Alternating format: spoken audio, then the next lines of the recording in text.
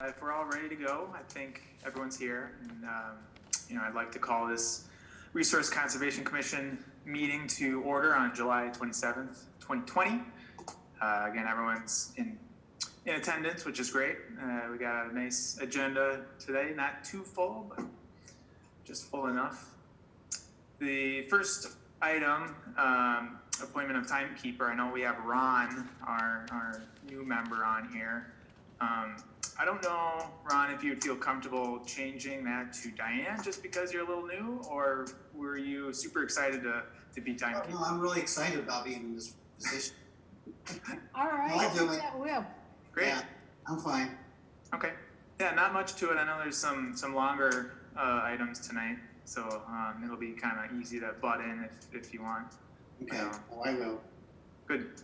Yeah, let us know if you need any, if you have any questions or need help, but Okay. good. We'll keep it as Ron. Item number 2, public appearances for non-agenda items. Guessing we have some. That's us.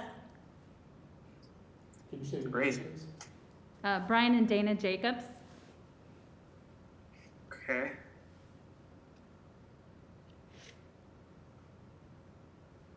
Should we just go? All right. And I guess you want to state what you want to talk about? Sure. We've been talking with the alders about stormwater and groundwater issues in our neighborhood, and Gabriella had asked that we come and kind of share it with the committee. Sure. Okay. So we purchased our home in 2015, unfortunately in the winter when it was snow covered. When it melted, we found out we had a trench down the side of our house for stormwater. We've had repeated groundwater and stormwater issues over the last 5 years, of which we've been talking to the city about it every year since, starting with Corey. Can I just interrupt for a second? Where do you live? We live at 5673 Sherrill Drive. Okay. We're between thanks. Richardson and Roselle and right across from the park. Okay. So we consistently have standing water in our yard, both down the side, the back, and about 15 feet from the other fence line in the backyard. We also have sump pump that runs 24/7, 365 days a year because we have so much groundwater. And we recently did a project where we sunk it and put it into the rock trench so it would go out into the street. The city at one point did a curb cut for us so that the rock trench would stop backing up into the front yard. It now actually goes out into the street, which causes, it's good for us, but causes a problem in the winter with freezing. But we have muddy messes in the backyard. We can't mow portions of our grass. It's unusable. We've done all kinds of things like plantings. We have 50-foot willows to try and absorb, you can see the size of our trees, to try and capture a lot of this moisture. But our house, and then as you're looking at that picture, the neighbor to the right and the person right behind us, we just have a ton of water in our backyards. It's not getting any better. In fact, it's getting worse each year. The volume, I think part of it, I know everybody likes to use climate change, which I'm sure that has an impact on it, but I also think it has a lot to do with the building just above us that continues to be built out, which continues to send more water down. So we also have an issue with in the wintertime, like I said, because there's one small sewer drain on Sherrill Drive between Richardson. There's one on the other side of the road, but it doesn't do anything for the water on our side. On our side between Richardson and Roselle, and there's one small sewer, and in the winter it freezes over. My husband and I continue to try and keep it clear, but what happens is the water continues to drain. It's a number of feet from the sewer, and so it continues to freeze further and further, and now in the last 2 years has frozen about halfway out into the road, of which we're very concerned about people having accidents in the wintertime. And like I said, our stormwater runs, the sump pump runs all the time, and the amount of water between our yard and the next door neighbors that comes from our sumps continues to pour into the street. It never dries anymore. It is always wet, and it floods into our yard, so we can't mow on either side of the rock wall, on the rock trench.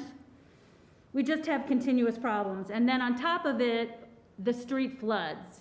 Cheryl Drive floods at least 3, 4, 5 times a year. Anytime there's a heavy rain, the sewer backs up.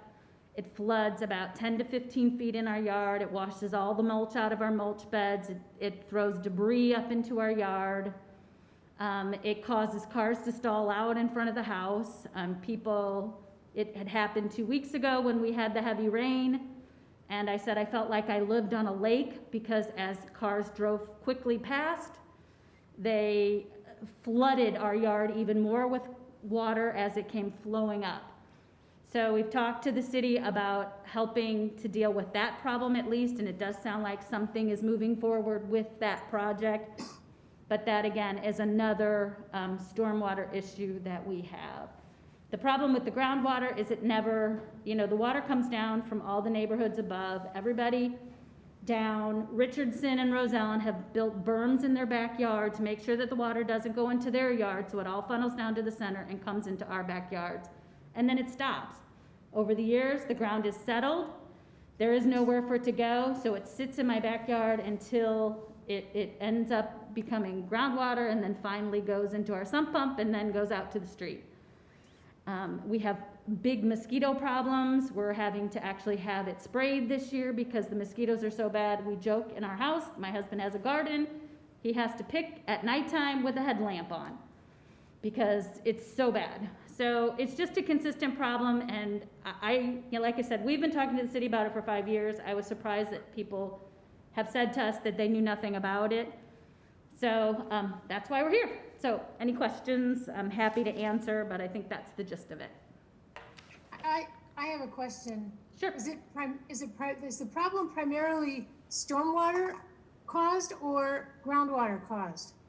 It's actually both. The groundwater causes all of the sump pump to run and to pour volumes of water out onto Cheryl Drive, which is what freezes. The stormwater sits in our backyard and goes nowhere until it eventually turns into groundwater. So it's actually both. We joked on Easter, it's kind of funny, but we looked out for the Easter bunny and instead we found ducks in our backyard floating in the ponds. That's how bad it gets. Sure, and I can provide a little bit more history here too. So the flooding in the street, we actually do have a CIP project proposed to address that. The problems around in this swale here that you mentioned, and then along the backside where you're having a lot of standing water, that's considered a private issue because the water that flows there is all from private property. There's no city water getting into that area. It's basically coming from the back. The way that this area is designed is the front of these yards drain towards the street, and that gets picked up by the city's storm sewer, and then the backyards drain towards a swale back here, and then eventually it comes this way, and then along your property line back here. But that's considered a private issue because none of the water that gets into that swale comes from the street. The street doesn't flow into your yard. It actually does flow into our yard. That swale is not on the property line. It's actually a few feet in. So it actually goes into that trench, which is multiple feet into our yard. It does affect, a good majority of the neighbor next door's yard. I don't think the swale is it may have been intended to do that. It no longer does that. And it does, on the other side of our yard, there is another swale that has been developed over the years that goes into our backyard and just stops. It doesn't go out the other side. And so the city's solution 5 years ago when we talked to Corey was for us to dig a trench down the other side of our yard, which it's about 15 feet into our yard. So it's not like, because there's a berm, the neighbors behind, off to that side, have built Oh, kind you of mean a a berm over bermish here? area, so it actually goes down and it's probably, 10 or 15 feet into the yard.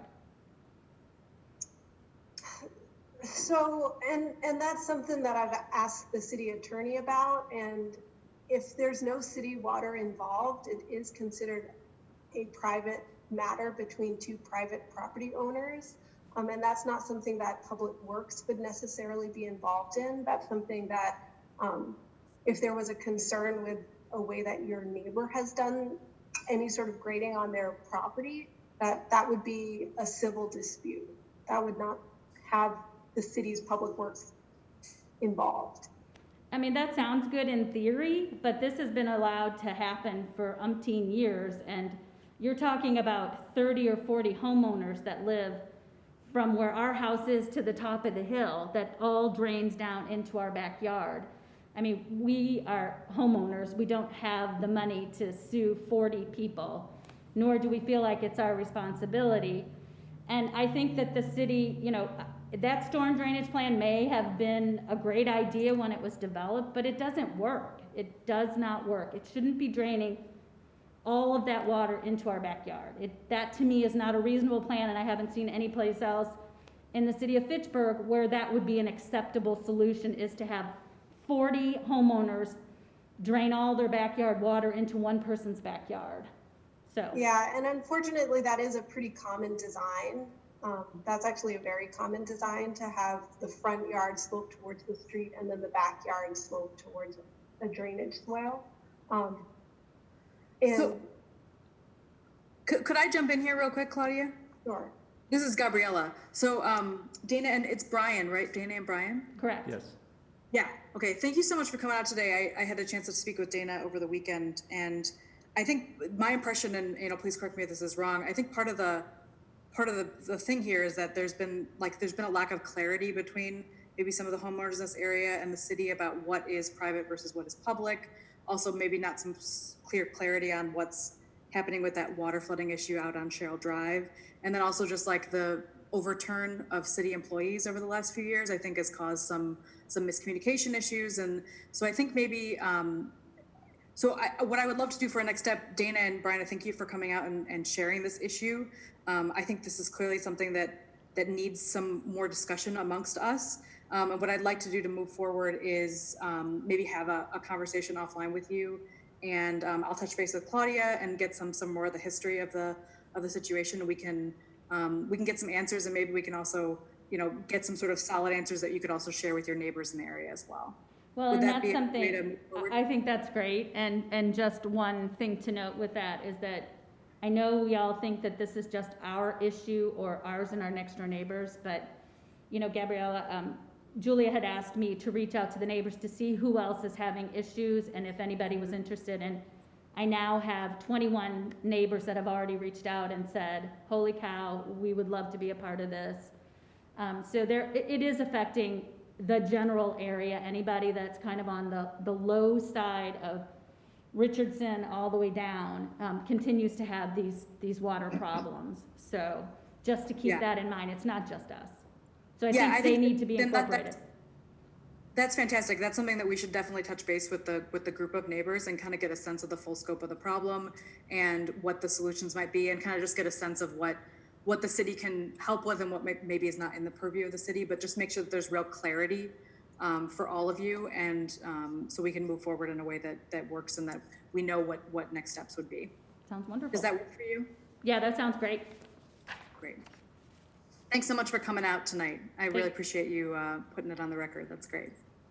I just have one thing to add to that, if at all possible. Yeah. So I feel for you, and I understand kind of some of your pain, not to the extent that you've had, but I had a situation where my neighbor's lawn was crowned and stormwater came into our property from about 4 or 5 houses, not nearly as many as you. But we had a lot of standing water to the point where we had cattails in our backyard. And what I did was I ended up I paid out of my own money to put a drainage pipe in and drain it to the front of the property. Otherwise I would have had, there was nowhere for the water to go. And it sounds like a similar situation to you, but you have a lot more properties that are flowing to you.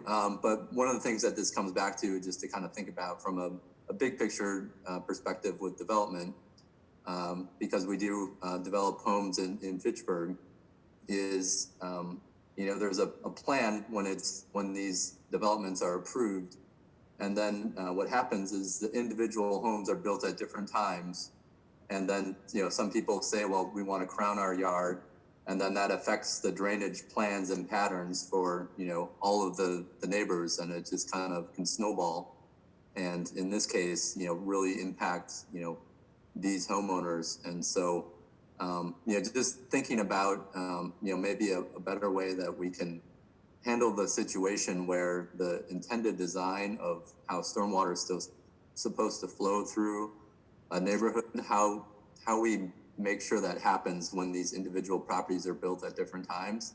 It's a kind of a perplexing problem to figure out, because there's individual home builders at each property, and it's different people, and it's a challenge because there's a lot of they're dealing with it, but it's common around other neighborhoods in Fitchburg as well, including in our neighborhood. Just myself, a couple houses down, they've dealt with stormwater issues. It just seems like it's a challenge that if we can come with a creative solution, there'd be less people that would have to deal with a situation like these folks are dealing with. Well, the other thing to consider with that is the development that goes on above us. I just think that we continue to build and build and build higher and higher and over more and more farmland, and all that water's got to go somewhere. And so it continues to exacerbate our problem. Like I said, over the last 5 years, it's increased immensely. Our neighbor in the back of us never says boo, and he's up in arms. It's gotten so bad that he can't mow half of his yard, and we are being assessed for our full land when it's not usable land anymore, and it hasn't been. And on top of it, we're spending thousands of dollars to correct all of this out of our own pocket. And so as homeowners, at least give us a break. If you're going to continue to make us deal with the problems and it's not usable land, there's many, many weeks where we can't mow sections of our grass because it's so swampy. And so to me, that's not usable land. I can't do anything with it. Don't charge me land for my whole land then. There needs to be some adjustment at some point to accommodate this, because we feel like as homeowners, we're dealing with all of the impacts of the other things the city is doing around us. So I would like to echo and second Chris's comment about development and not to minimize the issue that you folks are having, but our neighborhood has been experiencing similar problems. And when it was developed, we have different elevations, and the higher elevations were designed to drain to the lower elevations, and they too are running their sump pump continuously. One complicating factor is that we've had so much more rain in the last couple of years that people who have never had a problem before are now having issues. And I guess going forward, this doesn't, like I said, this doesn't help the two of you, but when plans are submitted for development, I think we need to do a more careful look at the stormwater plans. I know there's a development on the far west side of Fitchburg that included rain gardens and other things to deal with stormwater, and we need to do that in many, many places. We may need to retrofit that in other places, but I appreciate your concern, and I look forward to a discussion with the city about it. Yeah, I'm going to echo that, Diane, as well. It's something that I'm consistently concerned about, especially as development continues to come down the line, and we need to make sure that stormwater is a big part of that, especially as climate changes over time. We're going to continue potentially see worse and worse problems. We need to be really deliberate about it, and also need to address some of the things that have been happening for years, obviously, as what Brian and Dana have experienced. So I look forward to following. Real quick, Chris and I live in the same neighborhood, and I moved here 15 years ago when the houses were new, and we started having big huge lakes in between our backyards like you are, And luckily the developer was still involved in the neighborhood.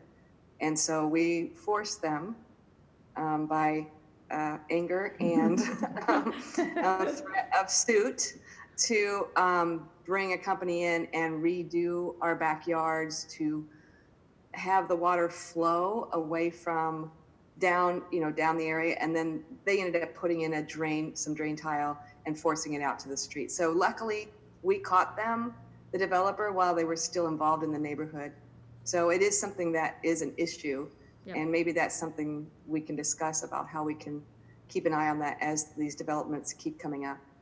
Yeah, I mean, we've spent a few thousand already, and for us to do that for our whole yard would be way more than we can afford to spend, so I can appreciate it.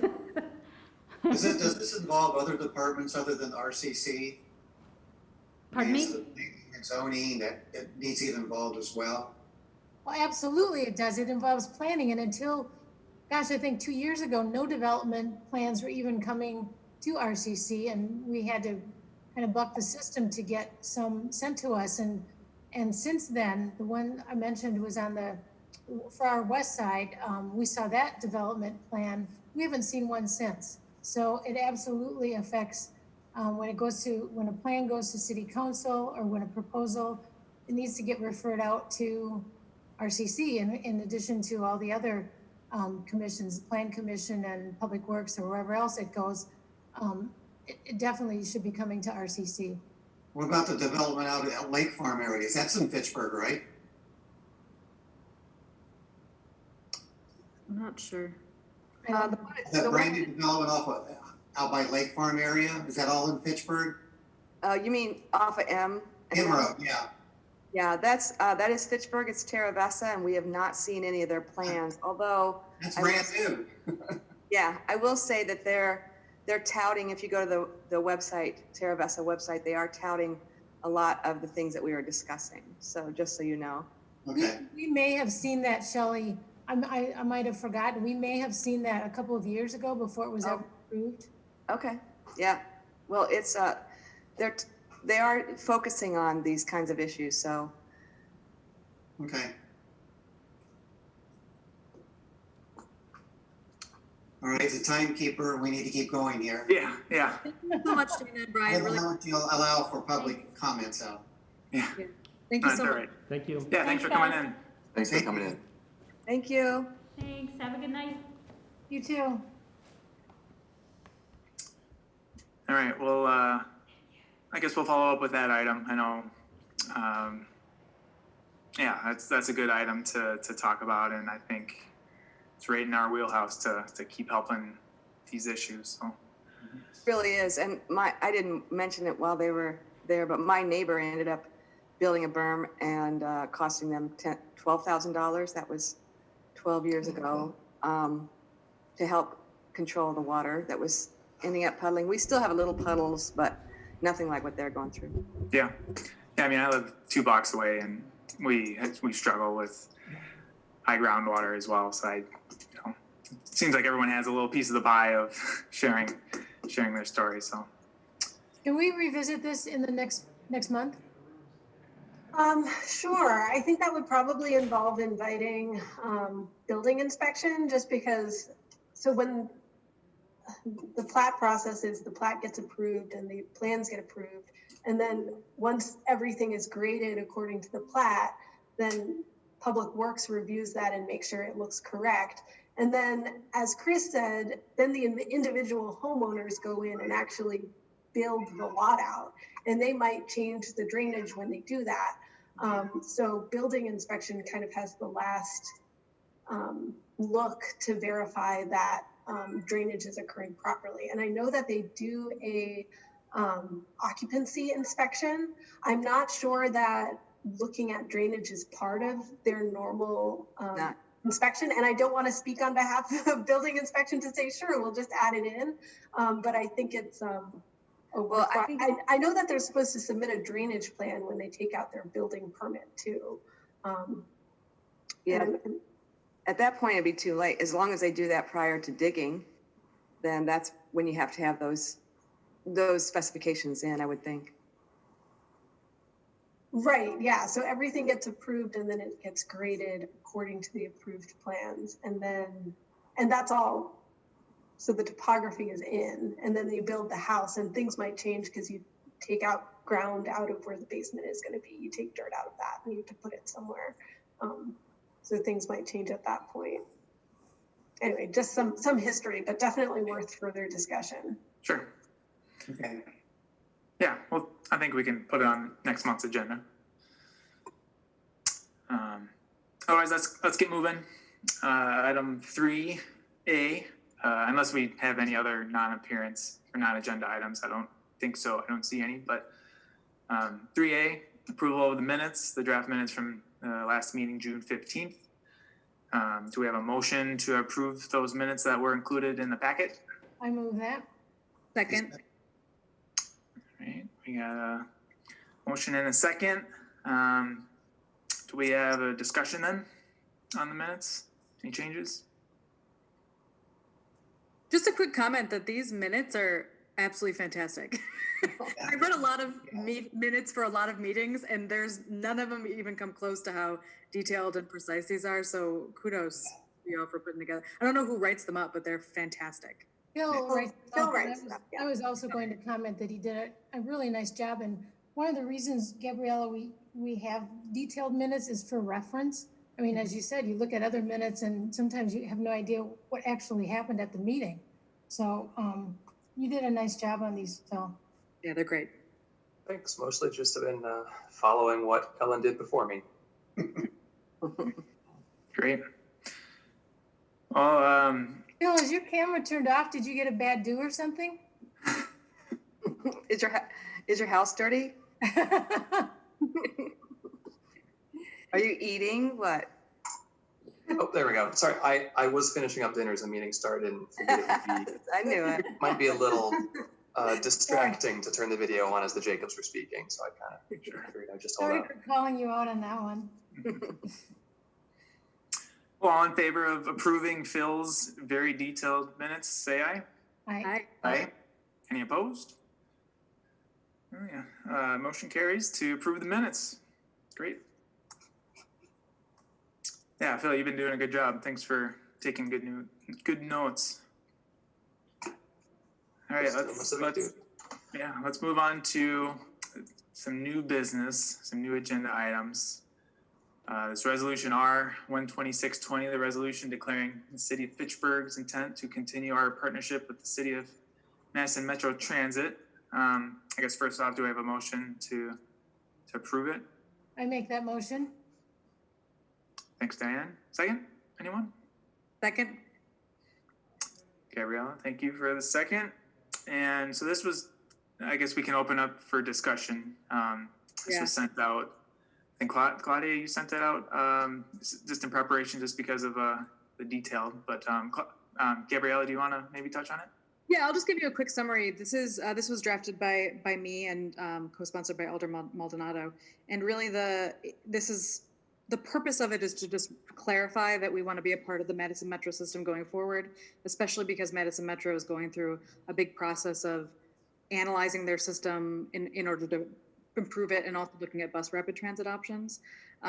So it's kind of rededicating ourselves to being a part of that partnership, and then also clarifying that we want to make sure we provide options for our citizens that need to use public transport as their means of transportation. So those are the two purposes. I specifically wanted to refer it to RCC just because the use of public transit is a great thing to encourage for sustainability, and so I thought that it might be a nice thing for you all to be able to weigh in on. I also think some of you had a chance to watch the Transportation and Transit meeting where we talked about this. And one thing that came up was a little bit of the lack of communication with updates to the Madison Metro network in Fitchburg. And since this committee has a great history of doing public outreach, I think maybe you all could have some advice for Transportation and Transit about how we might go about advertising changes to the system and make sure that it gets out to the public. Nate, I'm not sure how we're doing this. Can I just talk? Sure. Gabriella, thank you for referring this to RCC. It's the first time we've seen anything, I think, related to transit other than the the car sharing, I can't remember what we called that. It wasn't community car, but Rideshare? rideshare. I suggested that, I mean, I was really stunned. I listened to the transit meeting, and I was stunned to see how many bus routes cover Fitchburg, because it wasn't that long ago that people were complaining that they couldn't get around in Fitchburg because there was no public transportation. And now it seems to me that we have quite a bit in several areas, but it's almost like a well-kept secret. So I suggested to Gabriella and Claudia and Bill Bulkey that perhaps somebody from TNT, the Transportation Commission, would like to write an article that we could put in our spot in a Star, or maybe on the city's webpage, just promoting that this public transportation exists and how to get more information about it, and just anything information about it. I remember, I would say 10 years ago, I tried to figure out how to get from my house to downtown, and it was an exercise in exasperation. So I'm assuming that Metro has improved their website. I even tried to call and all I got was a voicemail. So I'm assuming they've improved, but we need to get the word out that this public transportation within Fitchburg is going on. I've, just an aside, on my evening walks, I've seen several buses go by, 8:30, 9 o'clock, and they're empty. Now I know that Metro is adjusting some of their routes, and I think they're going to reduce some that aren't getting as much ridership right now. But we just need to get the word out. This is a public service, and we need people to be using it. Yeah, I definitely like how, it says that they're optimizing the service, which I think is, one thing that we care about is, no wasted bus routes. So I think that's good. Yeah, no, I think it's definitely an important thing, and I'm glad this was brought to us. So thank you. What about like I assume some surveys have been done to evaluate what people want in terms of, bus routes, where do people, want to go in different parts of Fitchburg that, where bus routes aren't offered. And that might be part of the, the outreach campaign is, telling people what are available, because I don't know. I mean, I see them every once in a while in our neighborhood, but I don't know where they go. So it's often not a consideration for me, but, there's a lot of multifamily buildings in our neighborhood. And, I would love to hear if they would actually use it, because I do agree that, public transit is a good climate change, tactic to have it available. And so, I guess, it would be nice if it hasn't been done already to, and it doesn't have to be done, ahead of this, getting approved or anything, but just understanding it a little bit more. And potentially sharing those results with a follow-up article to one that might come out to just kind of announce this. Yeah, I agree. If I remember correctly, and Gabriella, you can please correct me if I'm wrong, but I think Metro said that they were planning on doing a survey. They've hired a consultant, and they're planning on doing some kind of a ridership survey and study next year or the year after that. And I forgot to mention this, but when I suggested that maybe somebody would like to write an article from the Transit Commission, I also included the suggestion that they include a place for people to give feedback and suggestions, which goes right along with what you just said, Chris. Yeah, I think I do think that Madison Metro has future plans to do some like ridership surveys or, some good data analysis about how the routes are being used. But I don't know that they're going to necessarily do anything Fitchburg specific unless we work with them to do that. And that's something that's a priority for me is doing some real listening. Unfortunately, with the pandemic, it's difficult to have those. So we have to figure out a more creative way or make sure that we get it done at some point in the near future when it's possible. But that's definitely a priority for me. It's something I'm hoping to talk about at every transportation and transit meeting going forward. And I can definitely update this committee about that as well. But yeah, I do think we need to learn a little bit more about what people know about the system, do some education about what exists, and then also find out what people would like to see, what they need and what would be useful for them. That would be a priority for me. And to my knowledge, I don't think anything like that has been happening in Fitchburg in the recent past. Do we know what the fuel type is that these buses use? Are they natural gas or petroleum? I mean, it's sad if you have empty buses driving around emitting emissions and no one's using the service. But, you know, if it's natural gas or something or electric, it'd be useful to know. I think some of them aren't they being run off of, when Joe Parisi came and presented to one of our forums, I think some of the buses are being run off of the methane, if I'm correct on that. But I just also wanted to speak in to the fact that I used to be a bus rider. When I discovered that there was the rapid route from Fitchburg downtown with limited stops, that became a very appealing option for myself and my husband, especially when we had one car at the time. And it had made limited stops, and it was so easy to get downtown and get back to Fitchburg. I don't know how many people know about it, but I know a lot of the folks who work at Epic and live downtown, you know, those are the buses you usually see pretty full. But I do know when I would get off at different stops, I would have to walk home because they did stop one of the bus routes that came up around off of, PD and then around the library, just because there was never anyone on those routes.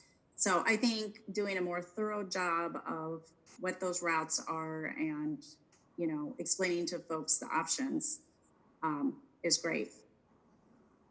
Ron, in answer to your question, I think Metro is slowly, or maybe not so slowly, converting their buses to hybrid and more climate-friendly fuel options. I did contact, well, by way of Claudia, Metro about the buses that I was seeing that were empty, and suggested, you know, maybe we should consider eliminating that route or that time of day, or using a smaller bus. And I was told that the smaller buses are actually involve higher costs. They don't save money by using a smaller bus. And apparently that 9 o'clock run or 8:30, whatever it is in their plan to be eliminated. So they're not doing ridership surveys right now because the pandemic is skewing everything, but they do have plans to do a ridership. Yeah. Okay. Thank you.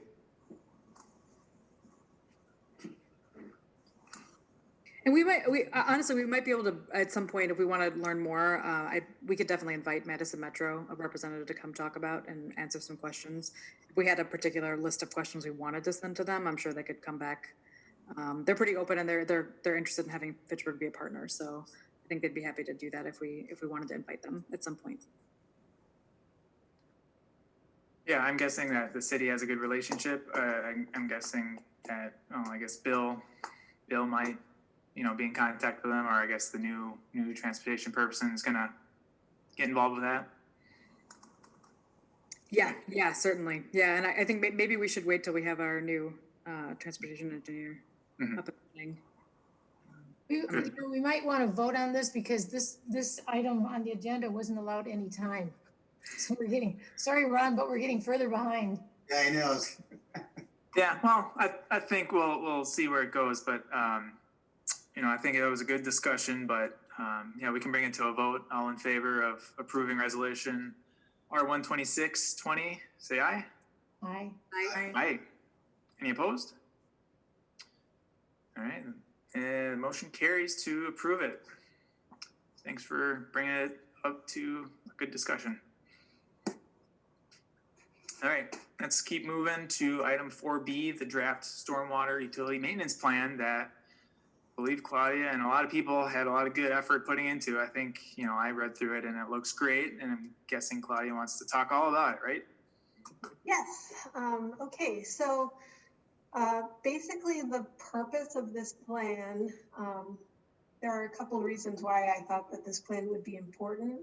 One is, of course, for staff turnover. So if someone comes into my position, they know exactly, or Mark's position, who's the street supervisor, it's really easy to see from a maintenance perspective what the city's role is and what types of projects we work on. So I thought it was really good to have that documented in one place, just for a continuity and operational standpoint. Another reason why I thought that this would be useful is also from an educational standpoint. A question that I get a lot is, you know, especially when people have private issues that I have to tell them, unfortunately, we can't spend city money on fixing that issue because it's a private issue. A lot of times I get questions on, well, then where does my money go? So I thought this was useful from that perspective as well, to show,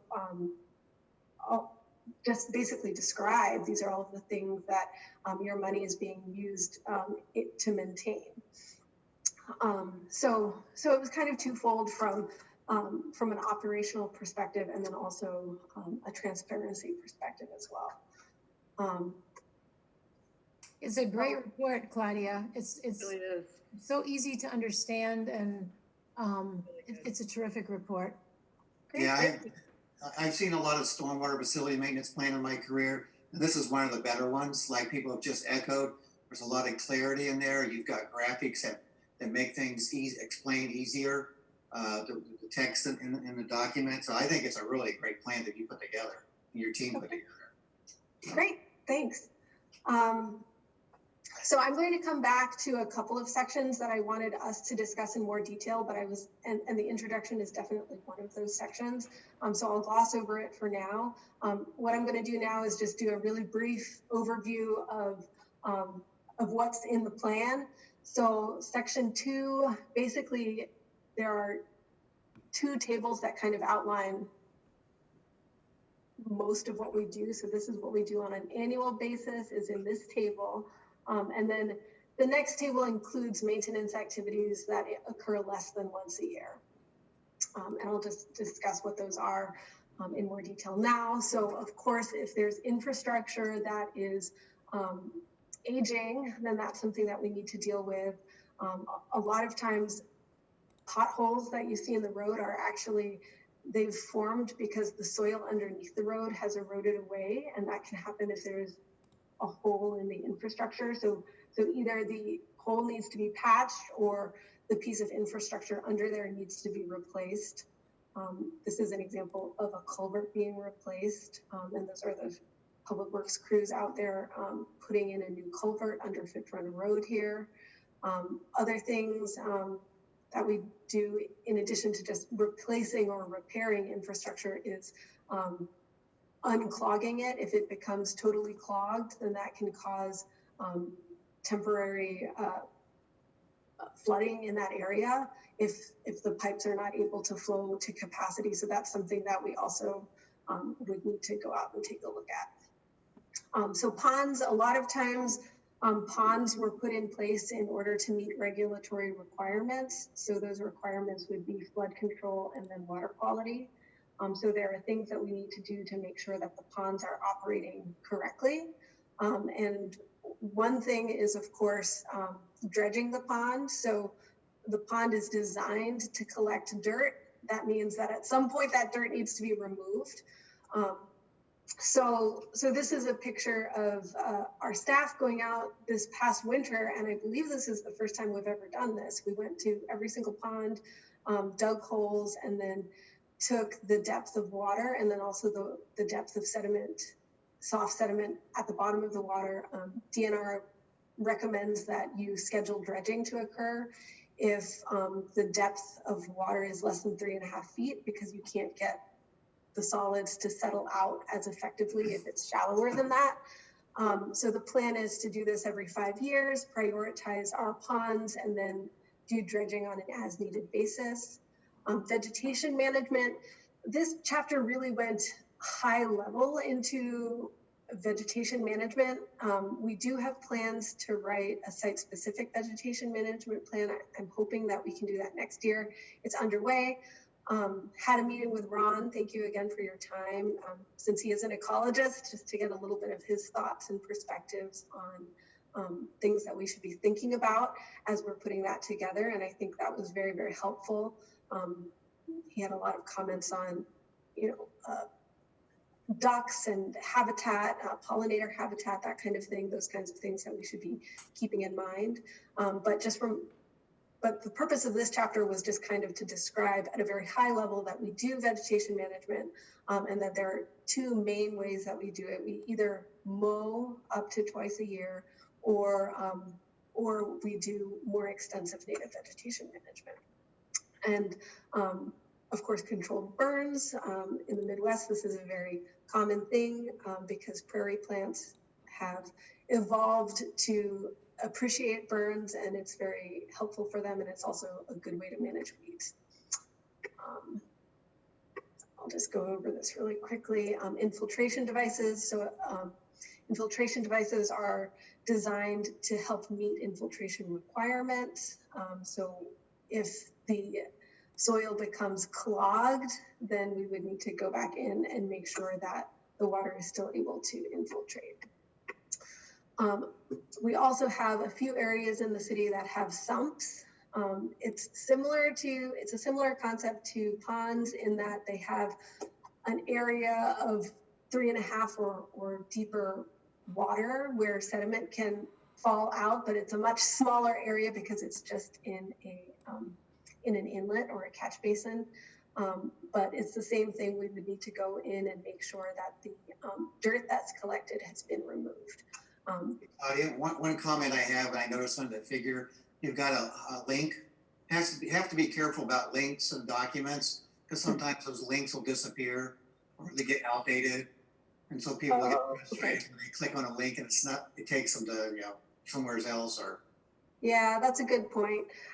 So most of the photographs in this document I took, so I didn't bother to credit them, but some of these graphics I got from a website. I just went online to try to find a website. So I wanted to offer credit for that. Maybe I can think of a better way to do that. I think you just put the word source in front of you could just indicate the business name. I think that would be fine. Okay, yeah, I'll do that instead. That's a good point. Yeah. Before you move on past sumps, can I ask a question? Sure. Does Lacey Road have so many sumps because Lacey was just reconstructed? So Lacey Road was, it has a lot of sumps because they decided to do that instead of having a traditional pond and infiltration basin. So actually all of these infrastructure to do that is under the road. So there are large, basically the sumps are providing pre-treatment because you have to pre-treat and clean the water before you infiltrate it. So all of the water is pre-treated in the sumps. And then under the road, there are actually, I don't know how to describe it, but it's stone. It's like clear stone under the road that's very, very deep, and it allows the water to sit in there and then it infiltrates. So yeah, that was kind of a decision that was made. I'm not sure that I would recommend doing that in the future, just because then it is a very big operational cost to go in there every year and remove the sediment and also replace the oil bags. And at some point, if it's also harder to know if that infiltration facility has failed. I don't actually know how we would know, because usually you go out to an infiltration facility and you can look at it and see if it's clogged and if it's infiltrating. If it's under the road and there's no inspection port, it's harder to know. And then the other thing is, if you need to replace the infiltration facility, which happens eventually, you have to tear up the entire road in order to do that. So I'm not sure that I would recommend doing that in the future, but that's kind of the reason why that was done, why Lacey is special. Okay. So this is just a picture of what that looks like. Here's sump in the catch basin, and they take a vac truck and remove the grate cover, suck up the material under there, and then it's clean. Also, before we move on, can I ask another question? Somewhat related to the guest that we had speak earlier. When somebody has a sump pump and they discharge it to the road, is that considered an illicit discharge? No, and that's actually the correct thing that you're supposed to do. You're not supposed to put it down the drain because sump pump water is considered clean water. Okay. And then if you put it to MMSD, it's reducing their capacity in order to process clean water. So putting it to the road is the correct thing to do. Thank you. Mm-hmm. And then oil control, this is again specific to Lacey, 55 oil control devices. This is what it looks like. There's a little pouch there that absorbs oil and it becomes black as it absorbs the oil. And currently, I believe the plan is to replace those, annually. Where would we see one of those? It would be inside an inlet. So you'd have to go to an inlet, take off the cover, and then inside you'd see, this is what you'd see inside this device here. And then it would kind of be attached to the bag. Okay, thanks. Yeah. Mm-hmm. And then illicit discharge detection and elimination. Once a year, we have our intern go out and take a look at all of our outfalls throughout the city and basically do a sunny day inspection to see if anything is flowing. If it is flowing, identify the source. And if the source is not something that's specifically allowed, then it's illicit and we need to follow up on that. So that's something that happens every summer. And then of course the signage that we have out there needs to be maintained. And here are some examples of what that looks like. And then street sweeping. This is also something that we do throughout the entire year. There are, of course, some times of year that we can't do it. For example, when there are plow trucks running and there's snow on the ground. But most of the time, unless the sweeper is down for maintenance, it is running every day. It does take quite a bit of time to get through the entire city. So we are scheduled to get another street sweeper. If it's approved in the CIP, then next year we should get another one. Are we running behind schedule? Because it's only been past our house once. I can tell by the storm sewers, that need to be cleaned out. Yeah, and I don't usually keep tabs on exactly where the street sweeper is or why, unless I get a complaint. And I know that sometimes the street sweeper operator might get pulled off for different projects. So that could also, if there's just something really pressing, that could also impact how quickly it gets through the city. The other thing that I think I mentioned in here is if there happen to be a lot of bins on the street that day, most of the dirt is on the curb line. Yeah. So the street sweeper will just skip anything. If it just looks like there are a lot of cars or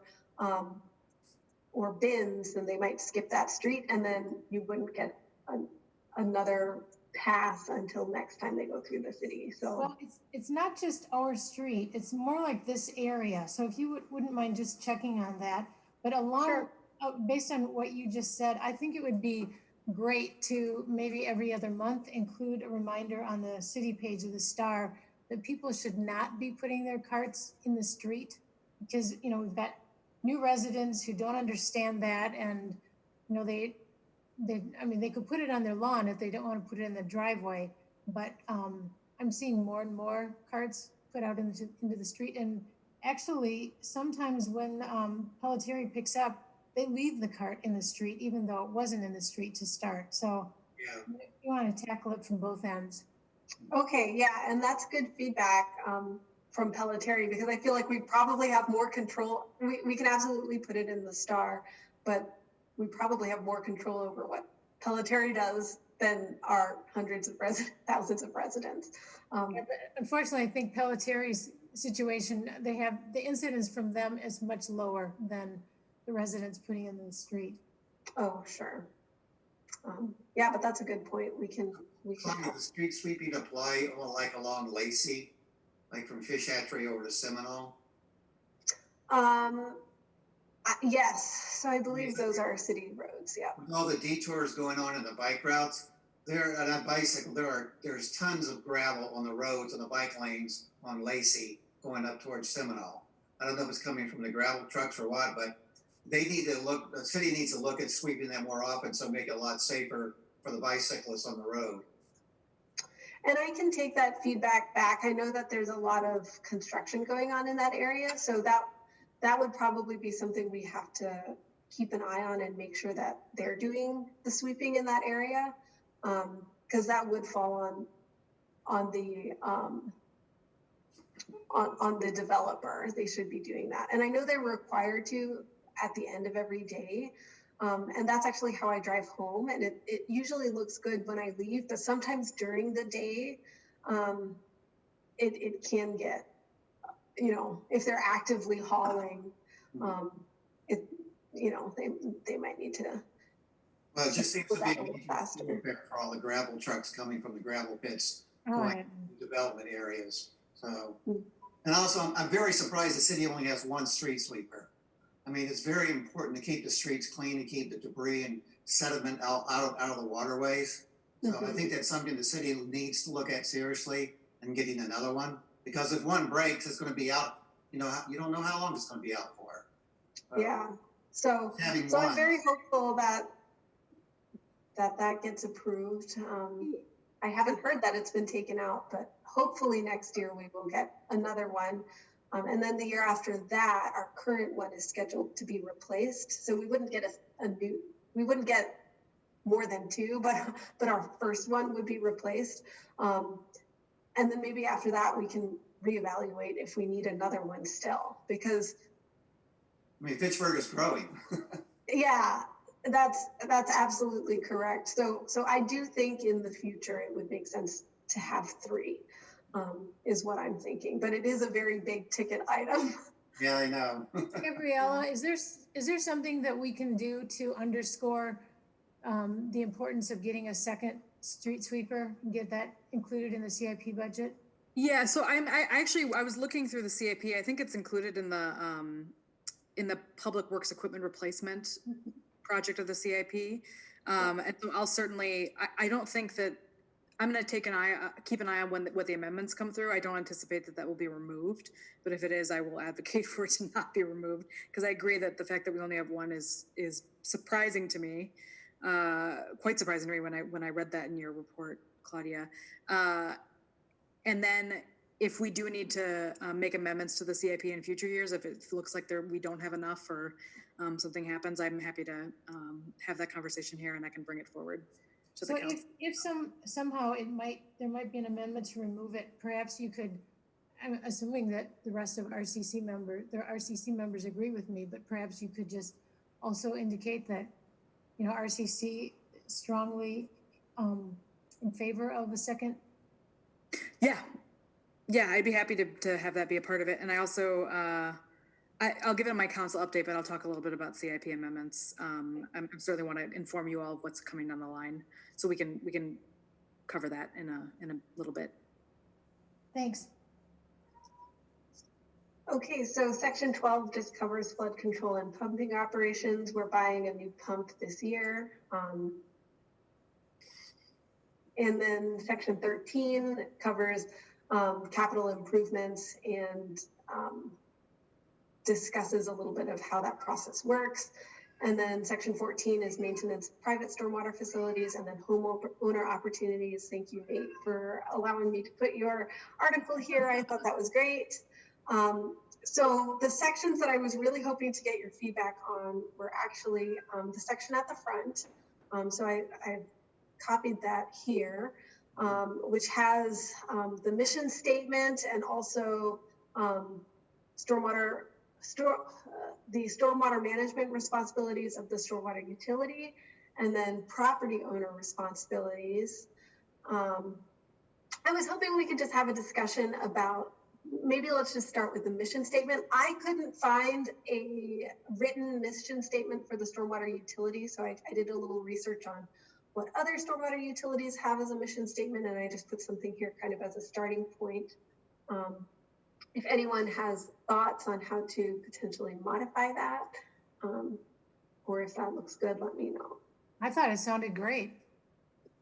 Yeah, you might something talk about protects human and property or something like that as well.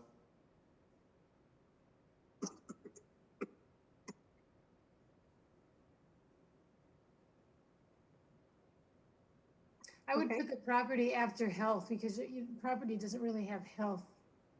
Oh, absolutely, yeah. Environment protects human, maybe I'll say human health, environmental health, and property.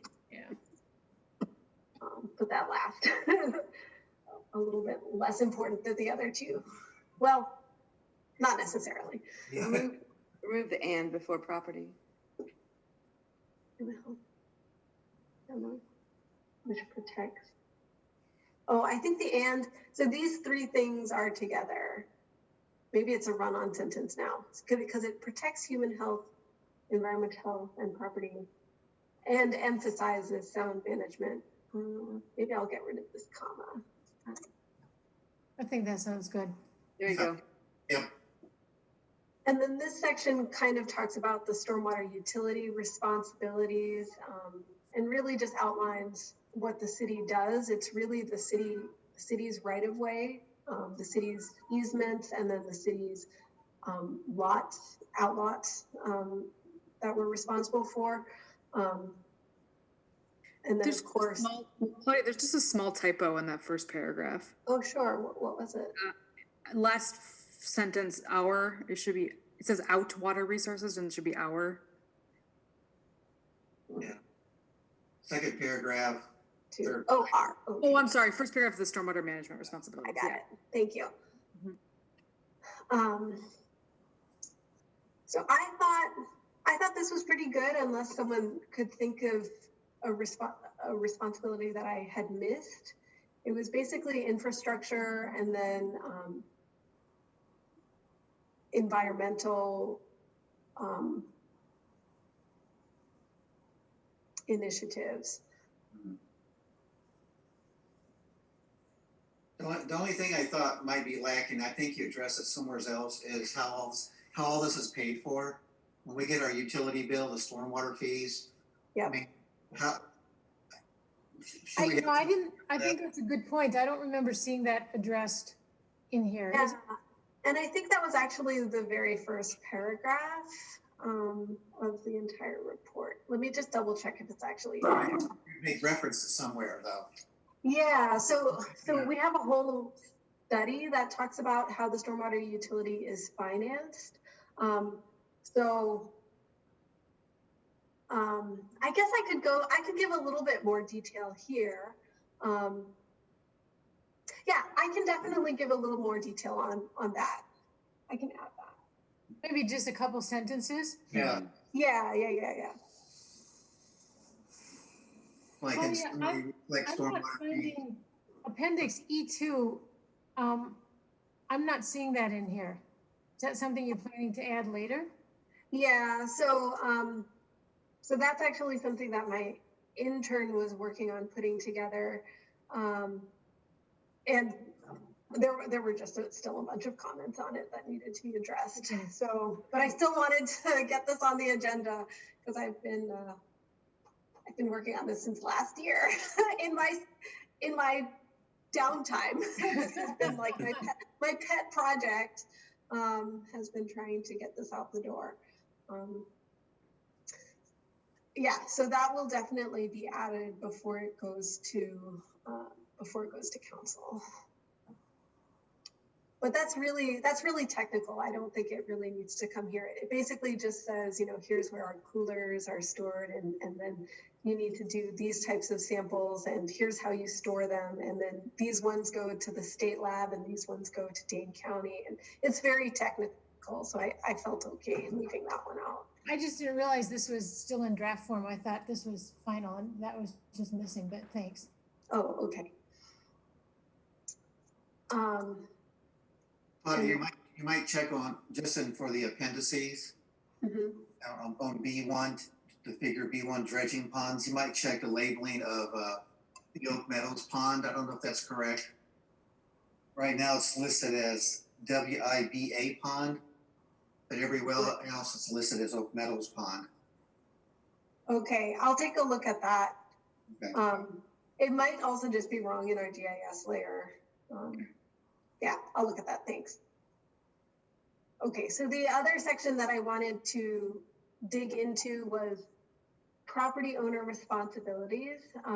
This is something that I feel is really important for us to do uniformly, just because I guess I don't feel right helping some residents with taxpayer dollars and not other residents. You know, I really don't feel like we can pick and choose who we help. I think we need to have a policy and stick to it. So that was really what I was hoping to get out of this. This is kind of the policy that we've been using in the past, is that if there are areas that accept public water, then that's really something that the city gets involved in. But if it's just private water, then that is the homeowner's responsibility. And I was wondering how everyone felt about that, and then also if it was clear in how I described that. I liked it. I thought it was a good write-up, and I like your example graphics there to show the separation of what city responsibilities is versus private. Okay. Claudia, do you consider stormwater to be city, to be public or private? So what do you mean by stormwater? Well, there is a house in my area, in my neighborhood, that had some pump and water issues from draining from the uphill, and the city connected their sump pump to the storm sewer, directly into the storm sewer. So, I mean, I thought that was great that the city did that, and I was surprised that they did that. But is that private water? Because it fell on. I'm also surprised that when did that happen? My sense of years is really skewed, but maybe 5 years ago. Okay. So, and I'm not sure, did you talk to that property owner, the city paid for that, or the city allowed it? No, the city did it. The city paid for it. I think Okay. Mark was here at the time. I don't know if he would remember that. Yeah, I'm not sure the nuance of that or why it was decided that that was city responsibility. A lot of times I've noticed that some pump discharge goes over sidewalks, and that creates icy conditions. And as we heard from Dana and Brian, their sump pump goes out to the road, and that creates icy conditions. So it's not necessarily a bad thing to have it go directly down into the storm sewer. But like you said, we can't do it for one and not do it for, I mean, where do you draw the line? Right, exactly. So, so there's actually a project that we're working on, well, not currently, but it's proposed, kind of near where Dana and Brian live. Lyman and Florian. Yeah. Oh, right. Yes, exactly. And so You were cutting out. Where was that? He was cutting out. Oh, Lyman and Florian Drive. Yeah. Yeah. It's a proposed CIP project right now.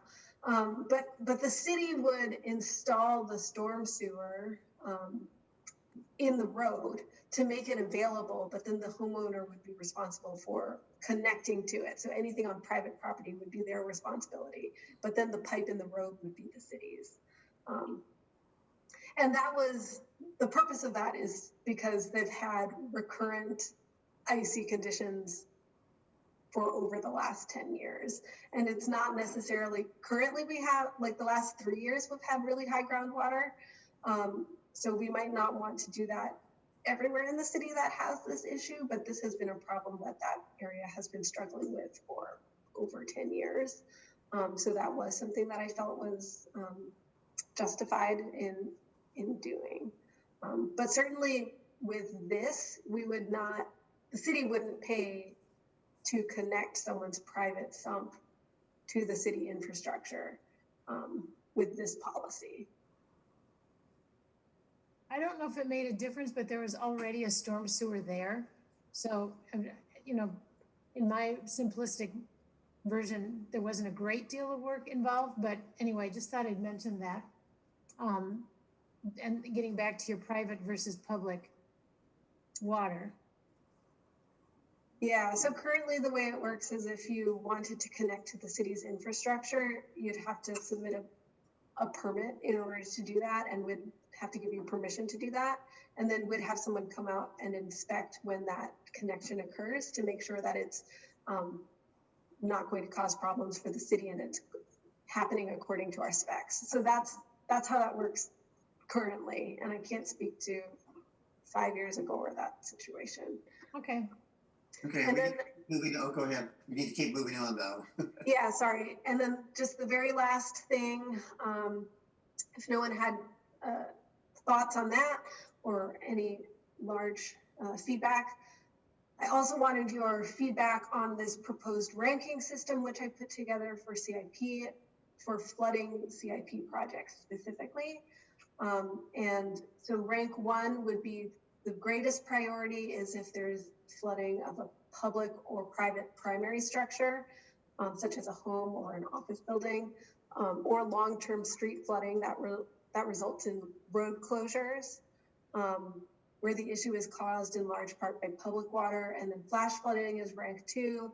Rank 3 is flooding on private property, which is caused in large part by public water, but it's only affecting maybe someone's playset or something, you know, like that. And then rank 4, the least priority, is flooding on private property where public water is not contributing, or it's considered a very minor contribution. So that's in my mind how I rank things. Did anyone have any feedback on other thoughts? I was wondering why you included the 4th one even as ranking, since you don't consider it to be under the domain of the stormwater utility. I would just do that as like a parenthetical note rather than assess any kind of priority to it, because it sounds like under most circumstances, or maybe under no circumstances, would the city get involved on private property issues. And I think that is, at least in my mind, the way that it should work. But I think that if there's a lot of political will to do a project like that, then it can be done.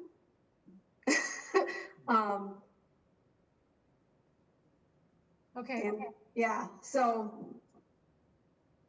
Okay. So that's kind of why I had it there, just to really clarify that it's not something that we normally do. And I wanted people to be thinking about that when assessing whether or not to do CIP projects. So I guess that was my thought process behind putting that there. Sounds good. I would just put generally before does. So maybe just put this sentence first. No, I would just change in the last line. I would put does not together and generally before does not.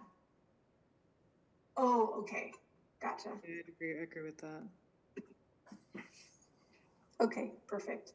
So Claudia, when would this ranking apply? During CIP development, or you're looking at projects? So it's really just a guideline. I don't think that this would ever, it might be used if people are trying to decide, you know, which project gets more priority. If a lot of projects want to be done in the same year, it's just a way to frame the discussion on like which one should be given more priority. So I'm not sure if it would actually be used. That's really just if someone on Common Council wants to bring it up and say, you know, oh, hey, you know, this is according to our ranking system, this one should win because of X, Y, and Z. I do think that's a really useful framework for conversation. I think the CIP document has its own prioritization, Ron. I think Okay. it's the 1 through 5 prior to, and it's across all projects throughout the entire CIP plan. But I certainly think that we could use this type of ranking to specifically feed into flooding projects and how we prioritize those, like within the CIP. Okay. Well, I hope I didn't go too far over time. I really appreciate everyone's feedback. And Thanks please for all your work on this. It's fantastic. Great work. Yeah, great work. Great, really great. I guess I have two things. One, if people want to reread this and provide any additional comments, is there a date when we should give those to you by?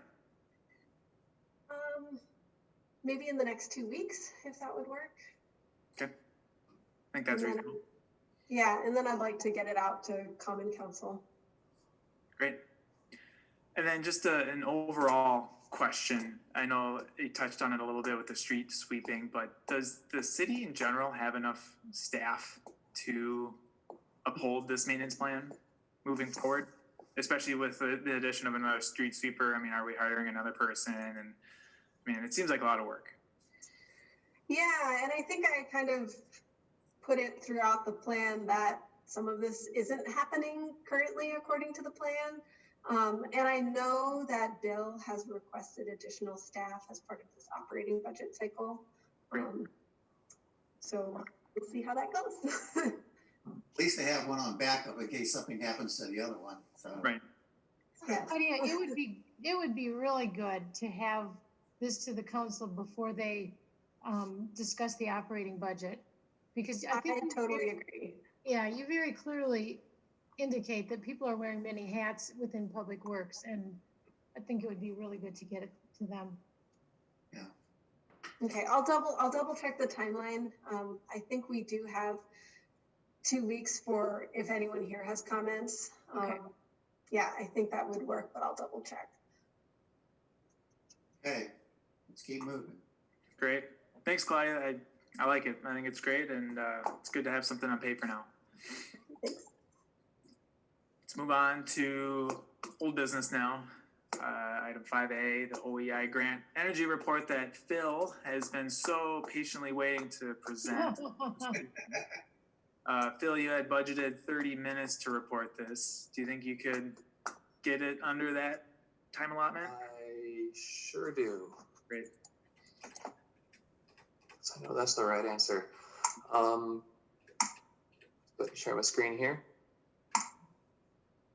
And hope that I've got I've got about 60 slides and I condensed it down to around 30 for RCC. So I'm just hoping right here that I've got the right file up. So most of you were around when this began. For those of you who weren't, or just for a refresher, Fitchburg participated with 6 other Dane County municipalities, as well as Slipstream, a third-party nonprofit. They do a lot of work in energy efficiency analysis and consulting.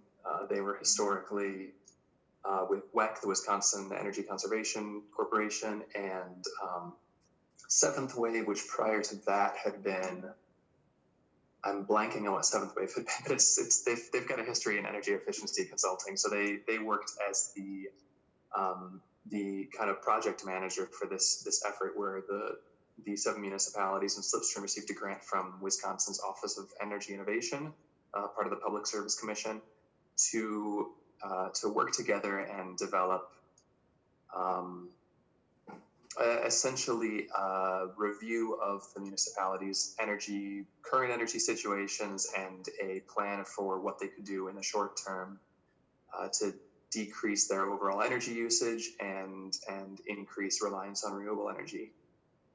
So this is the result of that roughly 16-month process that they've provided a pretty detailed plan in PDF form, and I shared that. That website or that plan is available on the city's website, the Green Team link. Did I share that out with all of you prior to this? I don't remember that. Okay, I think I shared a link after a previous meeting, but you could have. I just Sure. don't remember it. yeah, I can definitely send a link out to that after this. There is a full detailed plan that talks about their overall methodology and has municipality-specific reports. This slide shows kind of that report condensed down, which I think is the most useful for this situation. So, is that going to work? Here we go. So just kind of as an overview of what Slipstream went through, here are the 7 municipalities that they worked on this project with, and the areas that they looked at with their energy plan. It was kind of a mixture of buildings and operations and fleet vehicles, and just kind of broken out into a few different categories that we'll get into. If at any point you have any questions, let me know. I'm going to try to kind of go through these relatively quickly and leave time for questions at the end. But if something really sticks out and it feels like I'm going through it too quickly, let me know.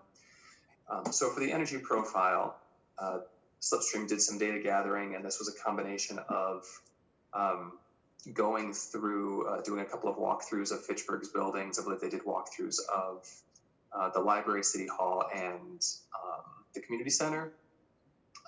And then also taking data that Ellen Geisler shared with them, the previous sustainability specialist, and also using known standard profiles of building types based on any building that they weren't able to walk through, just to kind of get a sense for here's what an average building of this type would look like.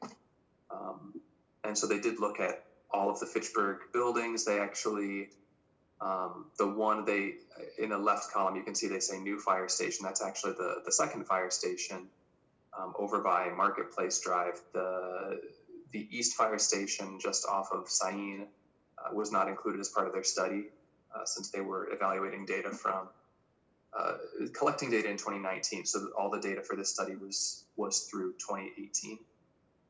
So the newest firehouse wasn't included in that, but then also overall operations and fleet vehicles. There's a pretty relatively even split between buildings, operations, and our fleet, which pretty much just indicates that we have room to grow everywhere. There are definitely improvements that can be made across the board. Just for, you'll see this abbreviation pop up a few times in here. BTU is British Thermal Units. It's a method of measuring energy usage. We'll also use kilowatt hours and therms, but the two of those, kWh and therms, usually kilowatt hours are used to measure electricity, therms are used to measure gas usage. kBTU is a common energy unit that both of those kilowatt hours and therms can be converted into. So this is a way of kind of looking at our overall energy profile, combining the electricity and gas together, which is especially useful when you're looking at, a lot of our operations are in both kilowatt hours and therms. The fleet is all natural gas, and so finding a way to convert these energy units into a common unit. Maybe not unsurprisingly, the largest buildings, the buildings that see the most occupancy and usage, as well as streetlights and the city water utility, have the largest overall energy load. Again, have the largest natural gas consumption as well, garage and public works, since we have a lot of maintenance work going on there in vehicles, and then I believe vehicle fuel is included here as well. This isn't just buildings. Looking at carbon impact of energy, again, kind of a similar story. The high occupancy buildings, the fleet, streetlights, and water utility have the largest impact. Is there a scale to that, or? This doesn't have a scale. This is just kind of looking at our overall. This is all just fractions of 100%. Okay. So it's all just relative. So you kind of get a sense that about a quarter of our overall carbon impact is coming from wells, pumps, and lifts. It's a real surprise. Yeah. Well, they get a lot of usage. Renewable energy, this is, did I update? I did, okay. So this is the renewable energy data that Slipstream had aggregated for our 2018 numbers. I was looking through this and realized what they were looking at here was only our solar installations that we had done as a city. So this includes our on-site net metered solar. That's the 2017 project that included solar panels in the library and the Public Works Maintenance Building on City Hall. It includes our export metered solar. So that's solar that we generate and immediately goes into the grid, but we're credited for it. And that was a 2011 and 2009 project. And then we also purchased some solar power from MG&E through this Green Power Tomorrow program. So all of that together comes out as of 2018 to about 9% of our total municipal electricity usage. But what I realized they were missing was the solar that is already part of Madison Gas and Electric's grid mix. Because we're purchasing electricity from MG&E, if MG&E was 100% renewable, we'd already be at our goal of being 100% renewable electricity. MG&E isn't there, but this is a figure that had not been incorporated in a lot of our previous calculations. So when I factored in the percentage, and this is based on, I went through some of the public reports from MG&E, but they were a little bit difficult to totally decipher. So I spoke with our MG&E representative. My calculations had gotten us around, had gotten about 10% as the grid mix percentage that is renewable. What they told me was a little bit higher, and I went with a more conservative estimate. So assuming about 10.5% of their grid mix was generated from renewables, and that's 10.5% of their grid mix apart from solar that is dedicated to specific customers that are paying for it. So this is just part of the general grid that's being supplied to all their customers. So Phil, are you saying then that the solar acquired from the grid is not overlapping the green power purchases? Correct. Yep. I was making sure to not overlap with green power purchases. And then there's another thing that I'm trying to avoid overlap with as well that I'll get into in just a moment. But for 2018, then, when we throw in our grid purchased energy, that effectively doubled our renewable percentage, and that gets us up. So this is where some of the changing numbers over the past year and a half have come from, is trying to understand exactly how much solar we're generating, which part of our total municipal energy usage we're comparing that to. But then I also realized we weren't factoring in energy we're purchasing from the grid. So if we just look at the energy we're generating as a city, we're at about 9% right now, or at least as of the end of 2018. When we factor in the grid energy, that doubles us to 18.3%. If we look at 2019, it drops slightly. Last year, I think we just had a little bit less direct solar, just a little bit more cloudy days, and so the solar panels didn't produce as much in 2019.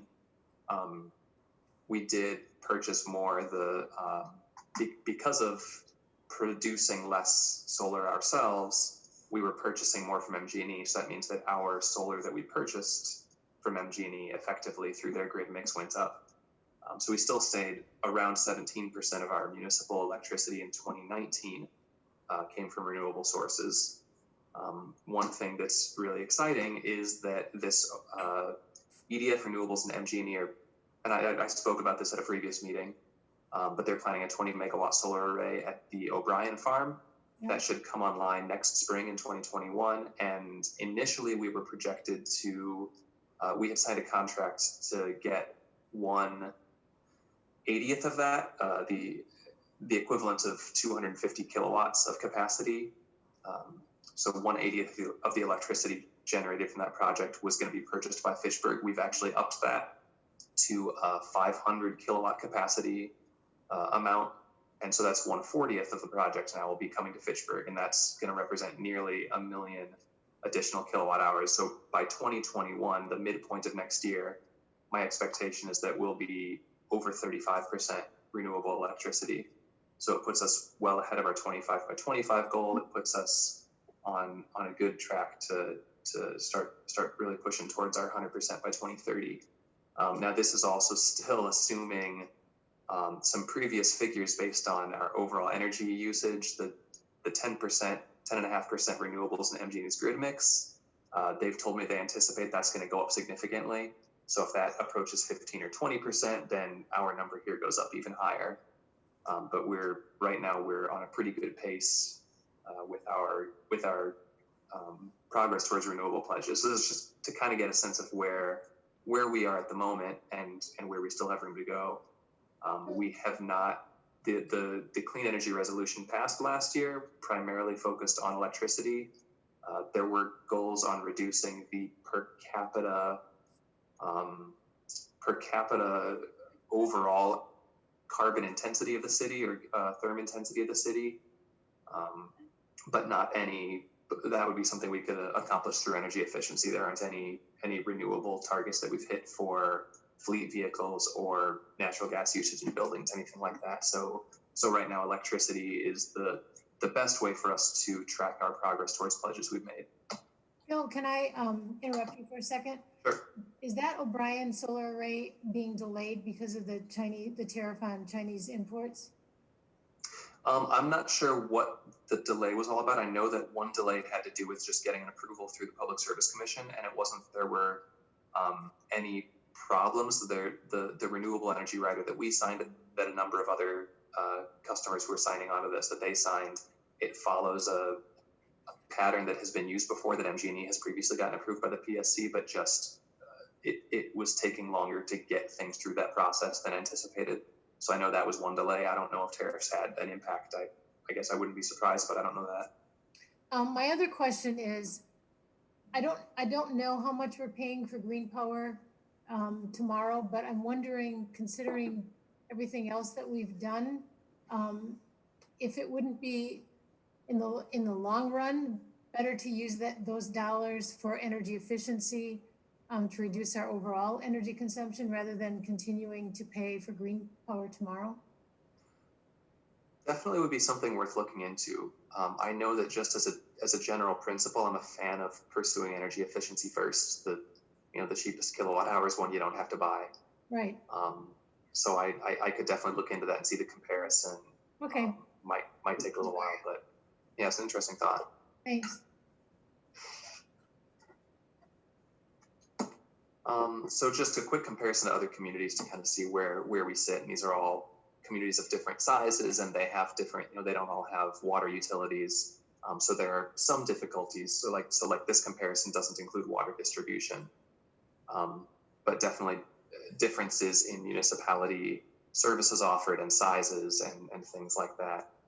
But we're on the higher end of overall energy usage, which isn't surprising, as I think of these 7 municipalities, I believe by population we're the largest or the second largest. Middleton might be bigger, but we're definitely up there in terms of overall energy usage, and then also total carbon emissions. We're second only to Middleton in terms of our CO2 equivalent emissions.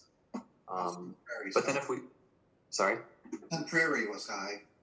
Sun Prairie is pretty high, and Sun Prairie is also they've got like us, a very large overall city footprint, a lot of square miles, and so a lot of ground to cover with fleet vehicles, and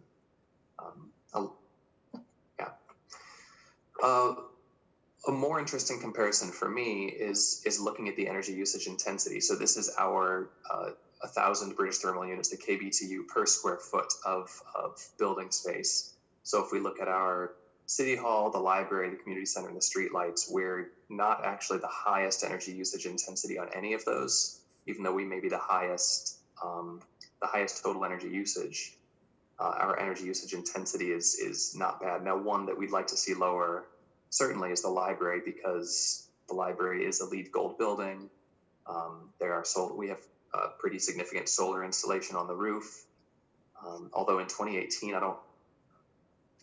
I think it just went online in 2018. I don't remember if we had a full 12 months of production from it. But then as part of the LEED Gold rating, the library also is pretty strong on energy efficiency measures, and then uses geothermal heat pumps as well to cut way down on natural gas usage. Did you say this was per square foot? This is per square foot. Is the library using daylighting yet? I don't know if they're using automated daylighting controls, but I know that Kevin has certainly done, our facilities manager, Kevin, has done his best to try to maximize the use of daylighting rather than any of their light fixtures during the day. But I don't think at this point that they have any sensors in any of the rooms. Okay, thanks.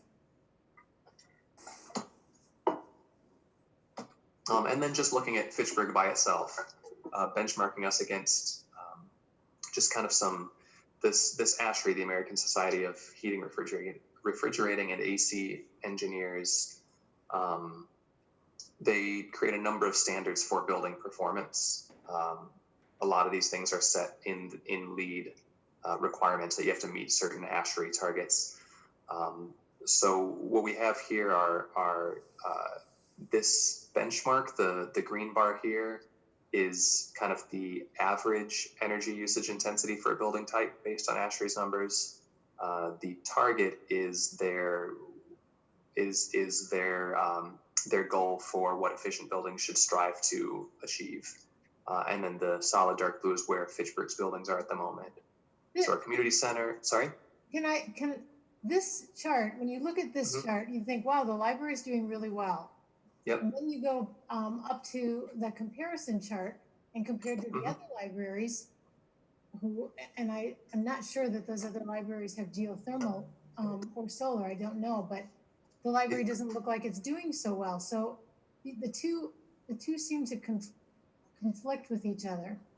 A little bit, and I don't know anything about the Wanakee Library or Middleton for that matter. I know the Monona Library is relatively new, or at least had some upgrades in the last decade or so, and there is a focus in Monona on energy efficiency as well.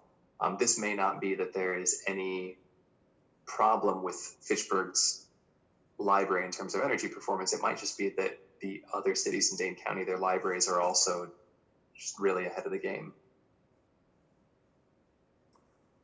Yeah, it's hard to know for sure, but it seems, I think Diane's making a good point. If you have geothermal and solar on something, I would expect that blue line in this slide to be even down lower. Well, I would expect it to be more in like the 50 range, and so I think that there may be some energy efficiency issues there that need to be potentially. It could be, and it is something I've talked with Kevin about. One thing that surprised us was the level of kWh usage at the library. We do know that geothermal systems are very intensive in their electricity usage. Yep. So you save a lot on natural gas for heating, but now you're using a fair amount of kWh to run your geothermal pumps. What we have never done is I've been advised to reach out to, say, some engineers at UW, where their Wisconsin Institutes for Discovery building has geothermal pumps, and ask if they could come down and just evaluate our system and see if there's anything that we're missing in terms of the geothermal system running more efficiently. But I know that is a big energy hog, is that geothermal system. But yeah, definitely something that I've talked with Kevin about. We haven't taken any actions yet, but we're kind of looking at the numbers, and they have improved over the last year or two, but yeah, maybe they could still be a bit lower. I'm glad you're on top of that, Phil. We've had a little issue with the library, not using daylighting, and on a nice day with that exposure, you really don't need lights on, except perhaps in one of the conference rooms, and also not having light sensors or motion sensors in their rooms so that the lights get shut off automatically. And I'm hoping, I haven't been in the library, needless to say, nobody has for several months, but maybe Kevin has installed some of those in the meeting rooms. I know that was on our suggested list for the library, but they control their own budget, so. Sure. Yep, and it's something, so this is, as a bit of a spoiler for the staff update, I'll just save some time here. I've already given this presentation once to several staff members. I'm planning to give 4 or 5 more presentations this week to various groups. So I'll do one presentation to police and fire, one to public works and parks, giving one to the mayor and city administrator and finance, and that there will be one presentation I give to facilities in the library as well. So I'm working on making sure that this report is available to at least department heads throughout the city. Good. And really make sure that this is a, I'd hope a top priority item for a lot of departments, but at a bare minimum that they're aware of this information, and that we've started having discussions on doing everything we can to cut down our energy costs, and then as a result the emissions. Yep. The nice thing here is if you compare our current buildings to these ASHRAE efficiency targets, only City Hall, the old firehouse and safety building, and just barely the Public Works maintenance facility are not already exceeding the targets set by ASHRAE. So overall, our buildings are doing quite well. Actually, Bill, the Firehouse One, they did a lot of work, as you probably know, but I'm not sure the commissioners know. They did a lot of work in the last year, adding insulation and doing replacing windows. That building, I suspect by now, is a lot better. That bar would be a lot lower.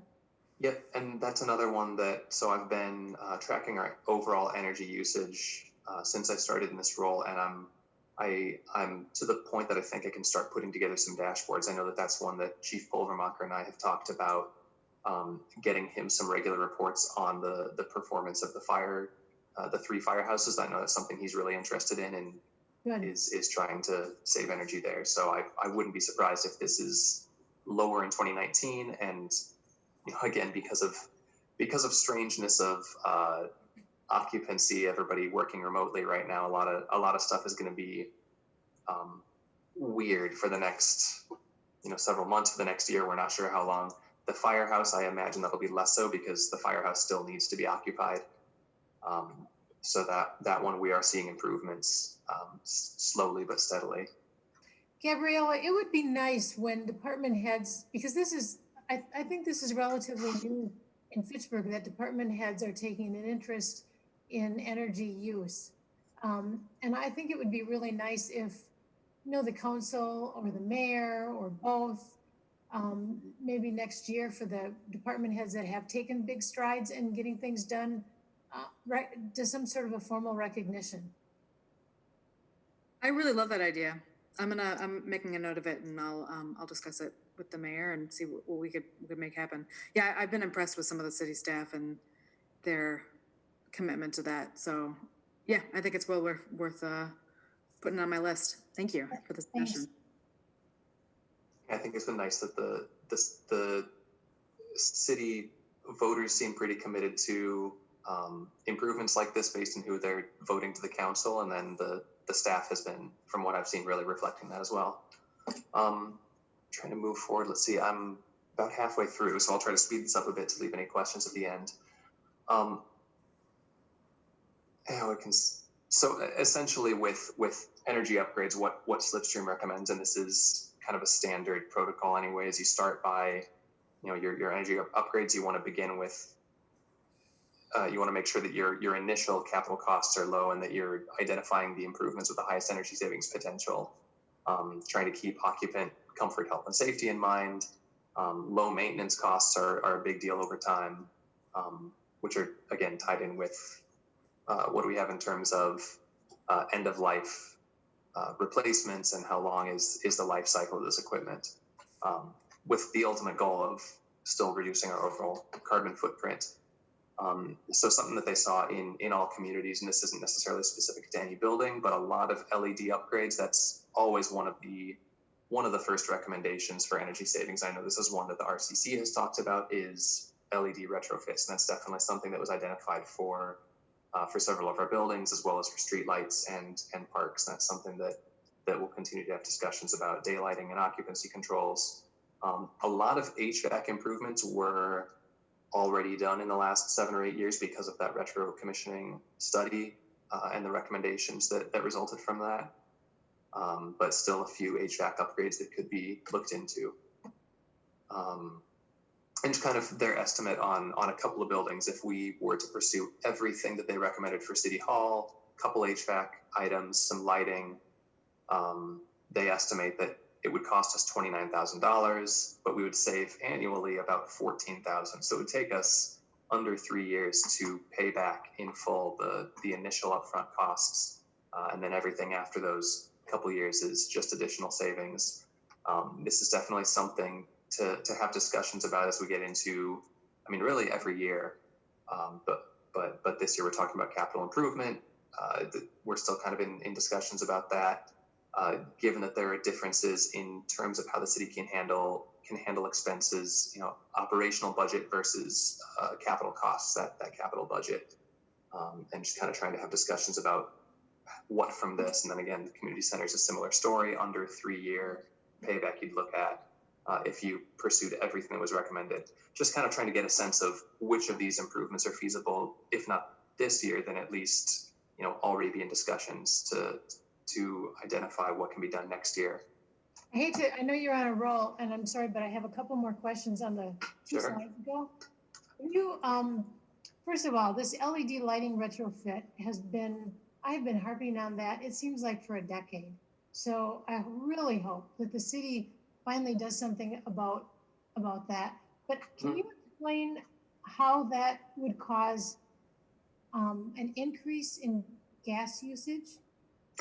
So that has to do with the fact that right now we're using halogens or incandescents, and those release heat. So when you replace a halogen or incandescent with an LED that doesn't, you now have an increased heating load. Okay. It's kind of a weird side effect.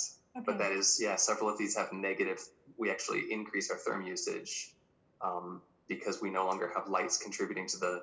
Now, one thing that I don't know if this is factored in is if they're producing less heat in the summer, are you using less air conditioning? And I would hope that's included. I'm not clear on that.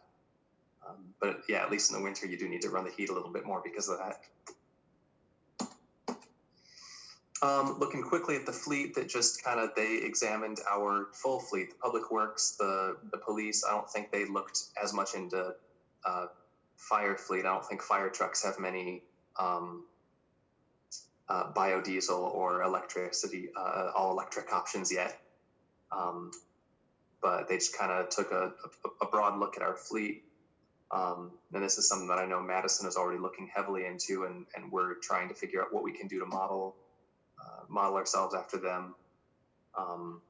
And their overall assessment was that if we implemented the alternative vehicles that they recommended, again, we could save, this is about $50,000, $45,000 that we would save in our energy costs. I believe that is, I think that's life cycle for the vehicles. It may be annual. I'm not remembering that one exactly, but overall it would be a cost savings. One thing we have to keep in mind is, for example, with Parks and Rec vehicles, Madison has been pushing hard on biodiesel and on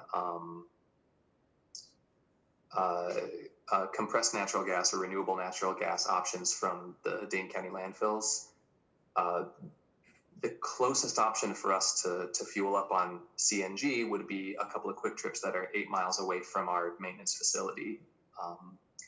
And so when you've got to drive your vehicles 16 extra miles from the garage every time you want to fill them up, that kind of limits your options in making some of those conversions. So some of the things that Madison's been able to do because they have such a large fleet are going to be a little bit more closed off to us until we can do a full conversion. So we're not sure what that's going to look like, but there are some things that will be a little bit more limited because of the overall the size of our fleet and our overall public works budget. But again, all things that I've already had some discussions, 5 months ago with Parks and with Public Works and with Chief Brecklin on these things. I know that everyone is definitely interested in these improvements, and it's just a matter of figuring out when we have the budget and when vehicles need to be retired, and the timing works out. Street lighting, there's a lot of cost savings and energy savings to be had by upgrading street lights. And again, this is Scott Endel with Parks has been probably the most proactive staff member with making LED upgrades. He's doing that everywhere he can in the parks, which has been really exciting. I'm finding it hard to keep up with him, so that's been great. Kudos to Scott. Yeah, absolutely. And yeah, I believe we're already doing some LED upgrades in streetlights as well, but that's something that I need to spend a little bit more time looking into. The solar analysis is the one that I think needs the biggest asterisk, only because there are a couple questions here. The fire station, they looked at I don't have the images here, but they just kind of looked at grass space around existing city buildings or the roof space and said, here's where we think there is sufficient area to handle either ground mounted solar on some of the land around wells or roof mounted solar on the fire station, the community building. The fire station, talking with Chief Pulvermacher, I'm not convinced, this is the old original fire station. I'm not convinced the roof could handle the weight of a solar project. And so I don't know if the cost of shoring up the roofs that it could handle that weight, if that's factored in here. If not, that would be a more expensive project and it would take a little bit longer to pay itself back.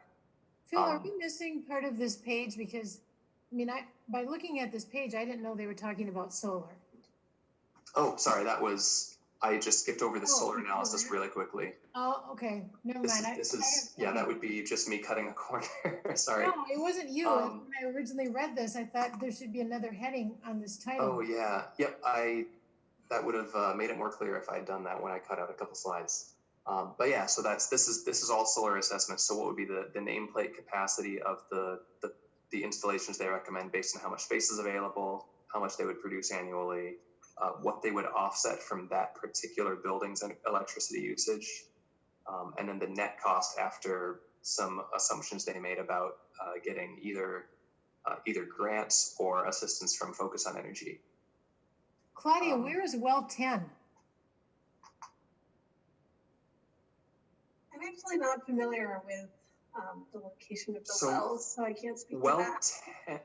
Well 10, I'm not sure where it is, but this is one. I think another well may be included in this, but well 10, I was told pretty early on that this was an assumption about a ground-mounted solar project. And I believe there are already plans for the land area around this well. So a couple of the solar projects that were recommended, I need to do a little bit more digging in with city staff to figure out if these are even feasible locations. I think the community center probably would be, but it's sort of a southeast facing roof, and so I don't know that you'd get any direct sun in the afternoon, and that's a little bit of a weakness. I think only one of the 3 wells that they identified was actually feasible given the assumptions that they made and what that space is actually useful for. Okay. So it's definitely some solar opportunities for us still, but probably a little bit less than was identified in this report. And then the last thing that they looked at was municipal policies. Just do we have policies in terms of green purchasing, in terms of tracking energy, in terms of departments reporting up energy to any central location, and are we actually making reduction of energy by department a priority?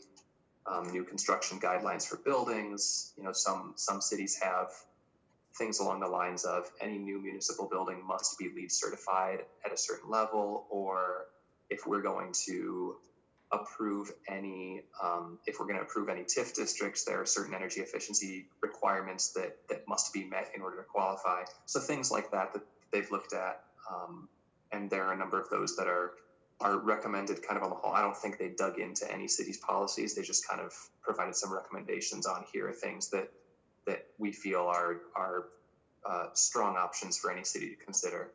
Just so that you know, Sure. well, actually, Phil, not just you. I suspect most members don't know this, but Samuel Cook, when he was on RCC, and I worked on a construction guideline that never really got anywhere. We didn't really have a lot of support at that time from the rest of the city, and I don't know if Samuel was involved in this, but we also worked on a purchasing guideline that took life cycle costs into account and local sourcing. That was, gosh, that was easily 10 years ago, and we did not have support for that. But there is some work done that if you decide to start working on it, maybe you can use that as a basis. Mm-hmm. Yeah, that would be great. But then just kind of summarizing everything, all of the different recommendations they made, if we if we pursued everything that was recommended, and as I mentioned, a couple of things may not be fully feasible, but kind of at the high end, this isn't everything that is feasible for Fitchburg, but it's everything that Slipstream felt was doable. This was kind of the low-hanging fruit. This is what should be doable in the next 2 to 5 years. And if we pursued all of that, we could save upwards of 15 to 20% on our both our emissions and our energy expenditures. So a fairly significant savings could be had based on these recommendations. So it was kind of nice that at the end of this, now I didn't have to deal with the logistics and data aggregating of the first 6 months of this project, which was nice to not have to go through that, but also a little bit confusing to come in midway. But it's a really nice output to get that this grant from the OEI was made available, and we got a kind of a short-term roadmap for further energy savings. I think it's a great report, and I hope I would encourage you to take a look at what we're spending for green power versus, we could maybe redirect to some of these suggestions. Mm-hmm. Yeah, that's definitely something I can look into. I'm not recalling off the top of my head. I think green power is it's a small, like just a few cents per kilowatt hour surcharge that we're paying on top of our normal electricity rate to guarantee that electricity is coming from solar. Yeah. So it's relatively inexpensive, but knowing that like the electricity we're getting from the solar farm, the solar array at the O'Brien farm, over its life cycle, it should end up being cheaper than the rate that we're paying right now for electricity. And so there definitely are some other cost-effective options out there for solar, or as you mentioned, energy efficiency, and then we don't ever need to pay for those kilowatt hours again. Exactly. Okay, we have 30 minutes till 9 o'clock, so. Yeah, I don't know if we should cut something. I mean, we can kind of shave down some time, but I don't know if you want to leave right at 9 or could stay a little time extra. What are we thinking? Well, the next item was supposed to be 20 minutes, and I think that could be quite a bit shorter. I'm sure there'll be some discussion, but I don't have much to present. Okay. I don't know if there's any other items that we can recapture some time on. Sorry, I could have probably made that presentation 10 minutes shorter. No, that's all right. You've too late. been patiently waiting to present it, so I think that was good, and I think we'll talk about some of the improvements in the future. So let's just keep moving. I think we can shave some time off these other items, if that's okay with everybody. I just want to add, Phil, I think that the time was well spent. This is an important report, and I don't think any apology is necessary. Yeah, I agree. Great report. Mm-hmm. Yeah, good summary. Okay, Phil, you want to just go right into the polystyrene then? Sure. At least I think I can make it quicker, but I have a couple extra notes I'm not finding right now. So I just did a quick, let me do it this way.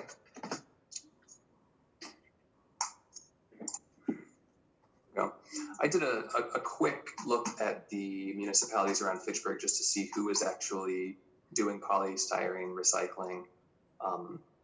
And it's not many. Kind of as we suspected, Madison is the only, I guess Monona as well, Madison, Monona are the only municipalities that border us that do have polystyrene recycling programs. So it's very possible that large amount of polystyrene that we've been seeing in our bins might be coming from nearby towns or municipalities.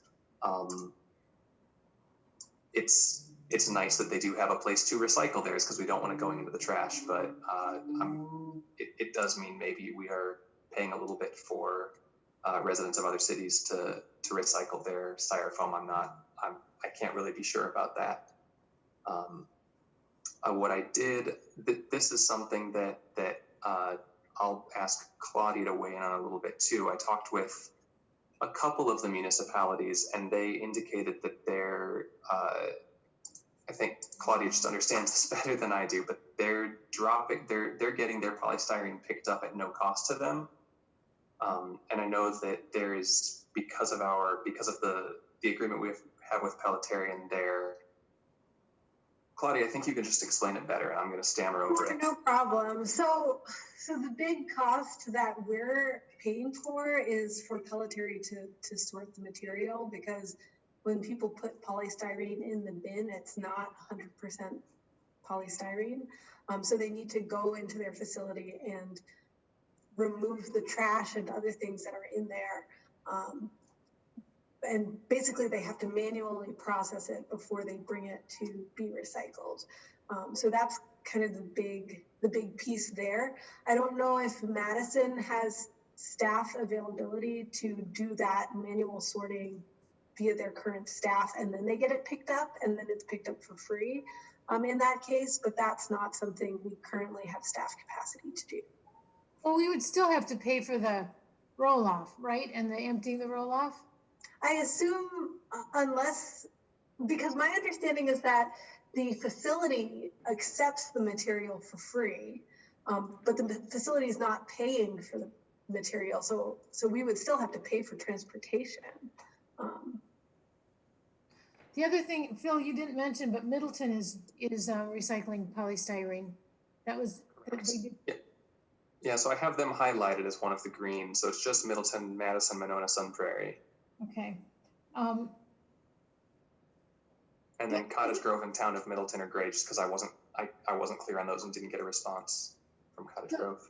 So our polystyrene is eventually taken to that place in Wanakee, correct?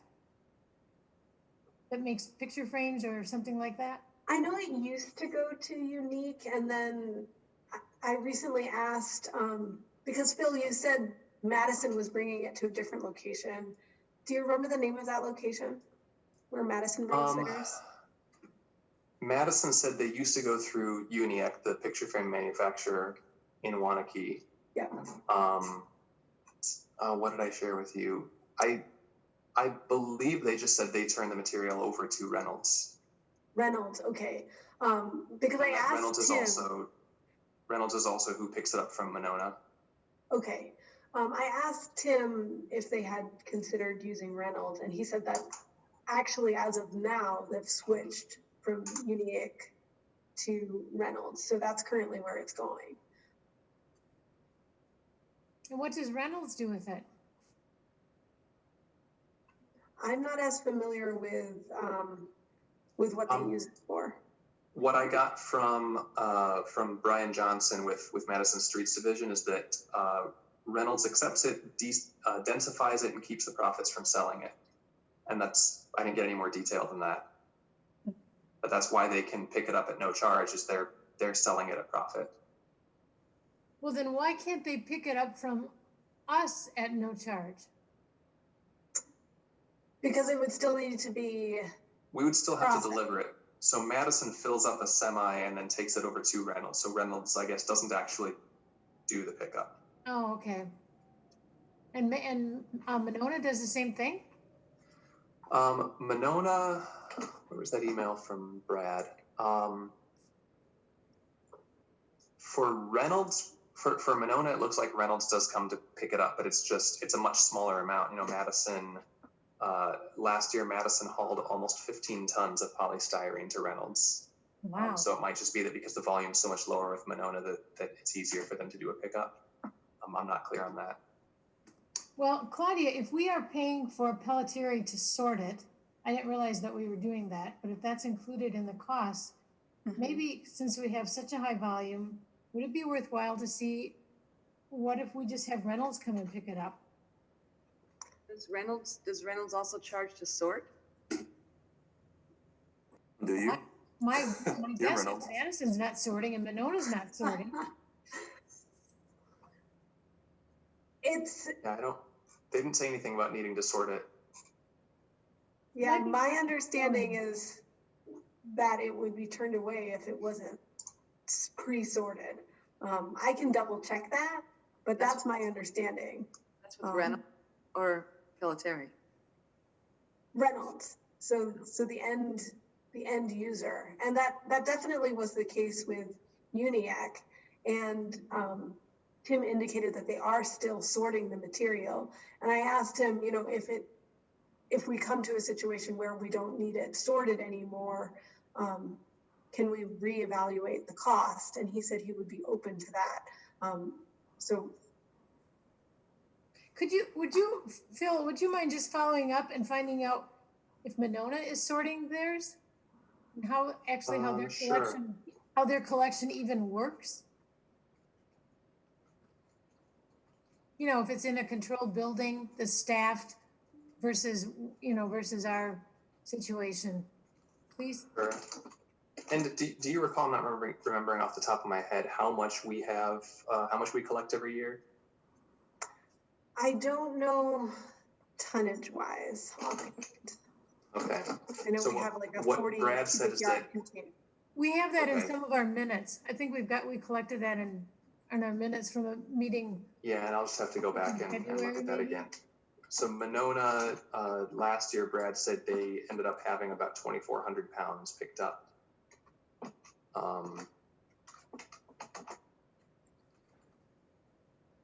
Somewhere he gave me a bit more of a sense in terms of volume. On a weekly or bi-weekly basis, they're, 5 by 5 by 4 box, so 100 cubic foot box fills to the top every week or two. Yeah, that's not a lot. I suspect it's a staffed situation. Thanks for looking into this.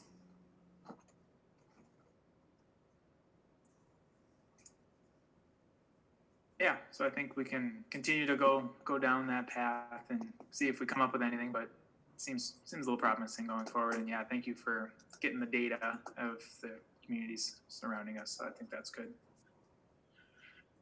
Any other thoughts? Otherwise, I think we should keep moving. Great. Item 5C, Committee of the Whole recap, which we presented to the Committee of the Whole back in February, I do believe.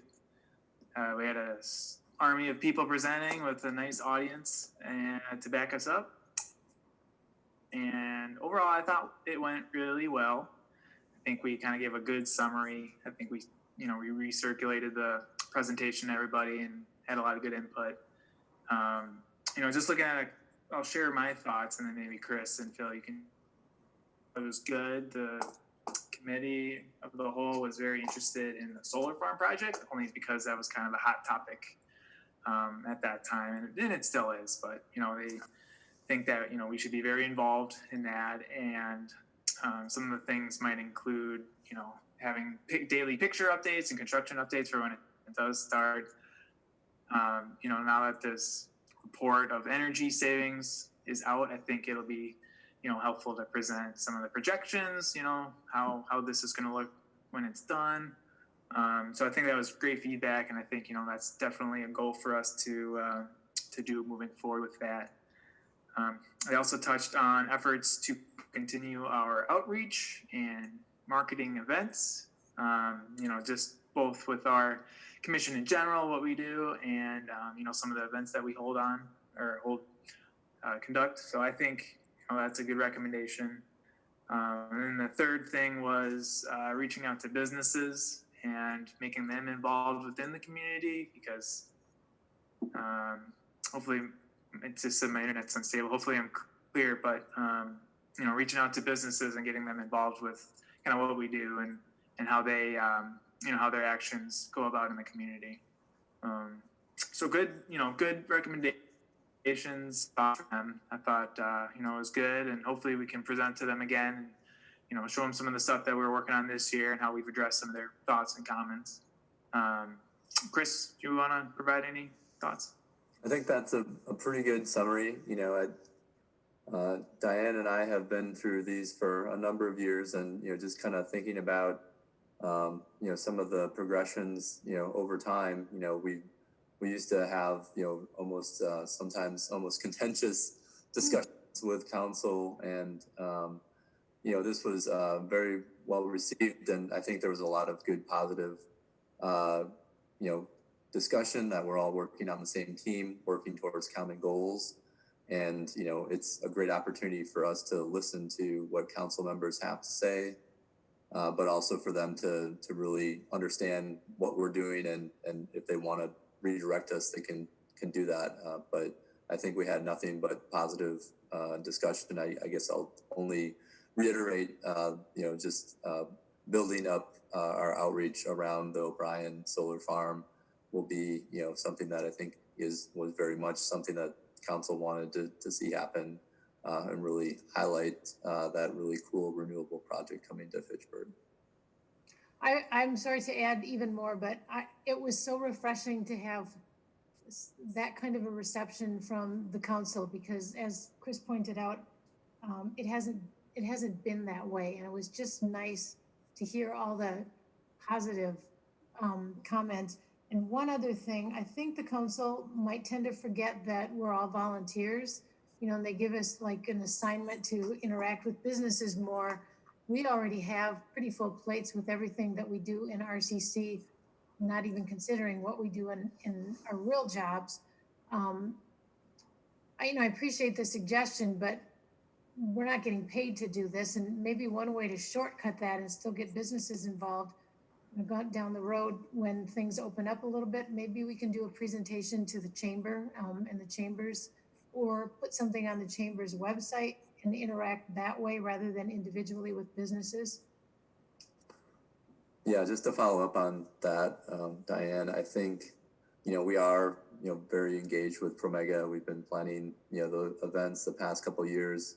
In fact, our event that we were supposed to have around Earth Day on food waste is going to happen, but, only going to Promega staff as of right now. I haven't heard too much info on that. I'm going to check in on that and see where that stands, and if there's a way that RCC members can at least be plugged into that, that would be nice for us to be plugged in, because the intention was for, we were the ones co-planning the event, and it was supposed to go out to the general public. So I'm going to connect with them and see where they're at on that front. But also at the beginning of the year, we right before we went into isolation, we had Sustained Dane in, and they have some plans to engage businesses and have those businesses share ideas on sustainability to all help each other out. And so I think that re-engaging Sustained Dane to potentially get into a business before 9 meeting and just start to have more sustainability discussions in Fitchburg is a way that we can help that out and just make that connection. Yeah, definitely some big markets that we're playing around with. So I think that's really great, good opportunities that we're looking forward to being a part of. So good. All right. Any other thoughts on that? Otherwise, yeah, I think it went great, and hopefully we can do it maybe next year. We'll see. It'll be interesting. With that, let's move on to 5D, Fitchburg Star articles, of which I'll summarize what articles are planned, but then we also kind of have a subset topic that we will talk about. So maybe just first off, I think we're pretty good on articles. Diane circulated her article.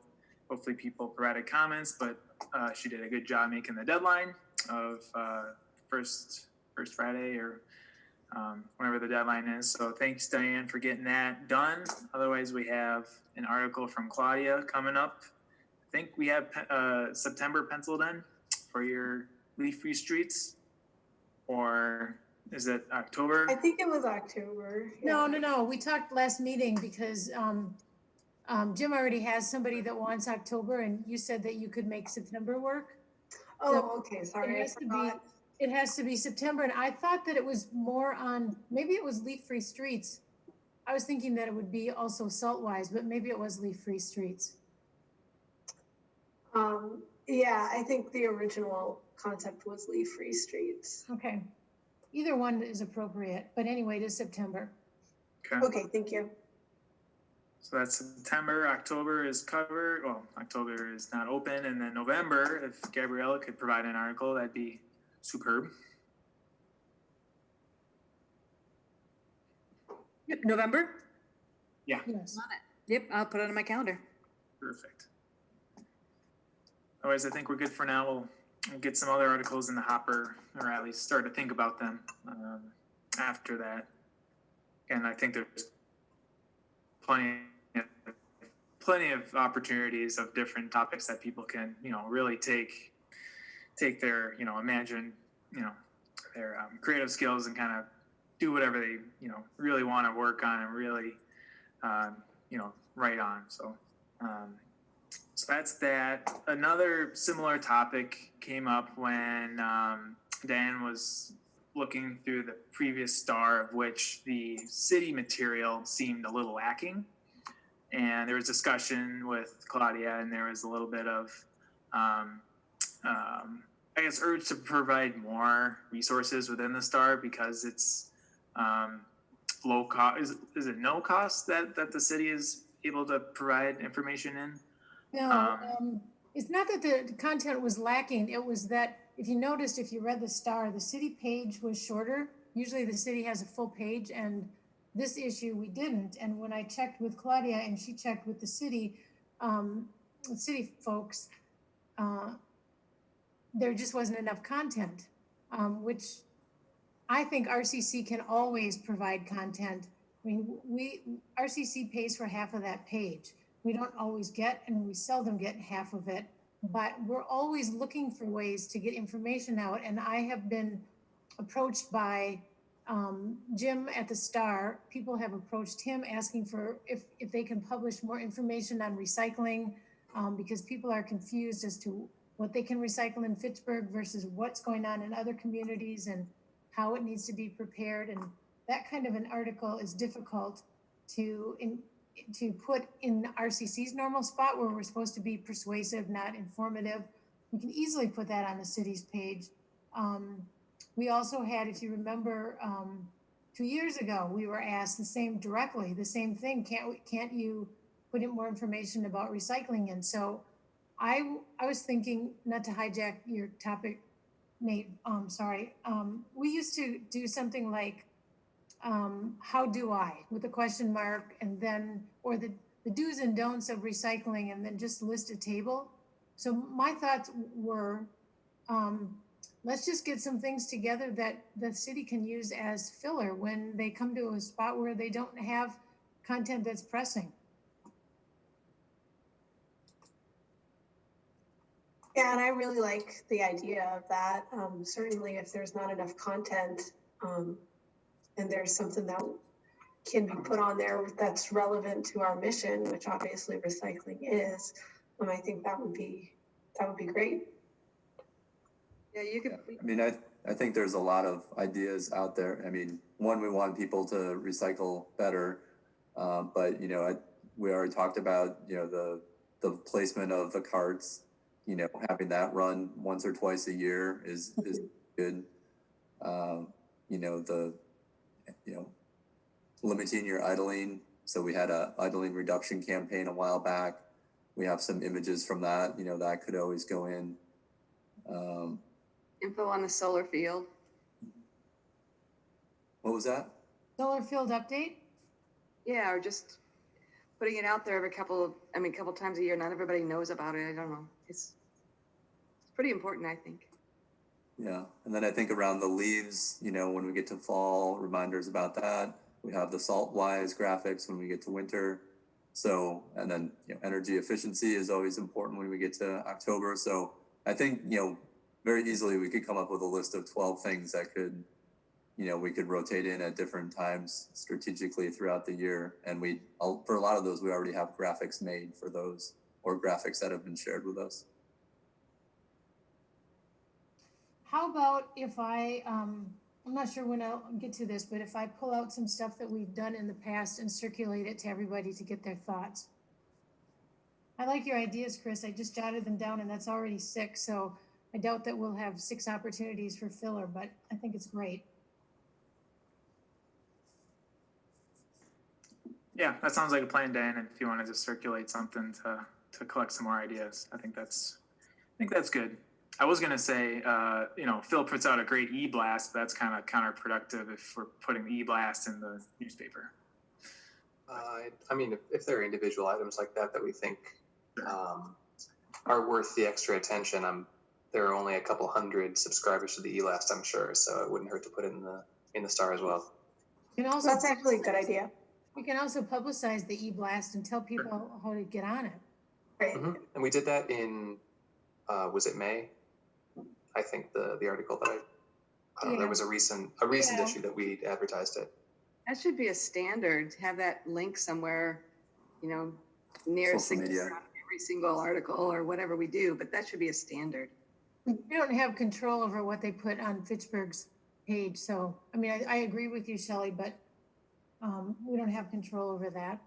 Well, we could, they could put a reference to the notify me section of the Fitchburg website, which includes the green news sign up. I mean, that it includes every notification you can get by email or text from the city, but it's something that I think more people should be aware of, that people don't necessarily know that you can get those updates. Can we do something at the end of our articles, our monthly articles? Learn more about Fitchburg Greenie News, sign up. Yeah, that's what I meant. Have a standard Like that? portion. Okay.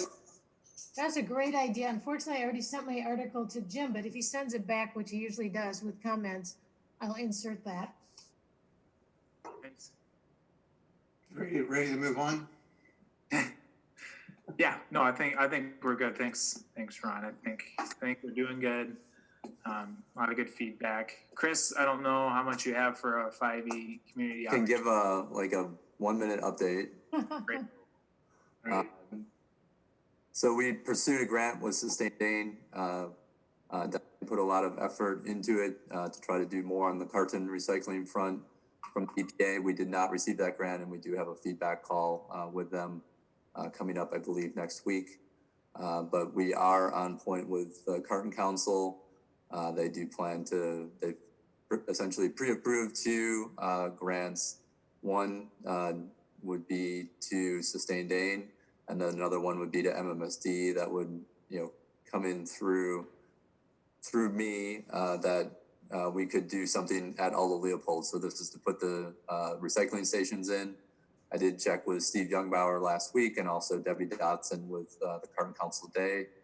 And they are on board with us being kind of leaders, not only just here in Wisconsin, but across the country. So we're going to be part of a focus group on these recycling stations in schools to kind of help out with this. We're already out in front of it. We're doing breakfast in the classroom and wanting to do this. Now it's even more important with COVID. So, the school district feels like it's infrastructure and they do want to be leaders with this. So we will have the opportunity, if school starts up November 1st, to get back in the mix and be doing something actively in that arena. Great. Great. Thanks for the update, Chris. I think, it's a tough time to be proactive and outreaching, but I think you're doing a good job, at least communicating and hopefully, getting things ready for when we can have more outreach.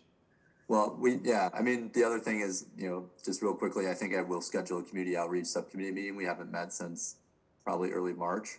And so just having one of those and talk about what events we could potentially do that would be virtual over the next few months and bring that back to the next RCC meeting. Great. Yeah, that sounds good. We'll look forward to hearing from you. All right, let's move on to a council update, number 6. Yeah, thanks so much. A couple things for you. Just a small note that back on June 30th, we had a series of meetings to do an expansion of Tax Incremental District 13. And if you're interested in learning more, feel free to let me know. I can send you the information about it. But one thing that would be, kind of directly related to RCC is there's a small parcel that needs some environmental remediation, and that's part of the TID expansion, is to be able to use the money to pay for that, so that it can be used for, I think, a business that's interested in moving in. So that's that. And then August 11th is going to be the council meeting where the council votes on the capital improvement plan amendments. So if you're interested in weighing in on any of those, you might want to put that on your calendar. August 11th, Tuesday, 7:30 p.m. for the city council meeting. August 3rd is the day when amendments will be published on the city website. I will let you know that I have 4 amendments that are being finalized now. 3 are related to stormwater. And I'll have to talk with Claudia. Claudia, we'll have to have a conversation. We'll talk about that. But one of them is the Florin and Lyman Lane project. I've created an amendment to move that up earlier to 2021. And then a couple of stormwater projects around Lacey and Seminole that my understanding is that based on conversations that we've had in finance, I think that some people may try to move the Lacey and Seminole intersection reconstruction up. And I think the stormwater projects need to be considered in tandem with that intersection. So I moved those stormwater projects so we can consider those together. And then the last one is I created a new project. It's called the Hybrid and Electric Vehicle Upgrades and Related Equipment Project. And it's a fund that's intended to be able to that departments can dip into if they want to purchase hybrid or electric vehicles, but the upfront capital cost is more than what's budgeted in their CIP project. They can use this fund to cover that overage. And then, the benefit to the city overall is that over time, the cost benefits of saving on gasoline will even out, but that's capital costs are different than those budget costs. So it's hoping to make it easier for departments to choose hybrid vehicles. And my understanding is that, Chief Brecklin, we're moving from a leasing model for police cars to purchasing cars. This is the first time we're ever going to be purchasing cars, and that's going to be happening over the next decade. And so my hope is that there's already hybrid technology for police cars out there that potentially could be used. So if it works, we want to make sure we have the money available for them to be able to actually utilize it, use that option. So Idea. yeah. So that's all for me. I'm happy to answer any questions, and then I will probably send out a notice to the committee when the amendments are up on the website. So if you want to take a look and if you want to weigh in either in writing or at the meeting itself, I think you all have a lot of weight in terms of your prioritization of these types of projects for the city. So love to have your input. Gabrielle, I have a question on that hybrid amendment that you're not actually on the amendment, but so the departments have CIP requests. Why wouldn't they just put in a request for a hybrid rather than just a regular? I mean, how is their department affected if they ask for a more expensive hybrid piece of equipment than a gas powered? Is it just in the depreciation of it? I think it's interesting. I don't know exactly how each department determines the cost per vehicle when they do a replacement. That's some sort of internal process that I'm not privy to. All I see is the final CIP proposal for $25,000 or $30,000 for a new car for a particular use. And I was looking at amendments to do like certain individual projects, but we moved after conversation with the city staff. I moved towards a model where it's just a fund that it can be applied to any sort of replacement of a vehicle. So yeah, I think certainly a department that had a vehicle replacement that wanted to use a hybrid or electric car, I think they certainly could. But if it ever goes above their budgeted value, that requires I do believe that requires like a 2/3 vote by the council to approve that extra budget. But with this project, it would make it, they would just tap into that funding. Or potentially that would be the plan, is that they could tap into that fund instead of having to go through council and a budget amendment process. Phil, this gets back to that purchasing policy. If you decide, or the city decides to draft one, and that if they would include some life cycle costs, then it would be, buying a hybrid would be a no-brainer.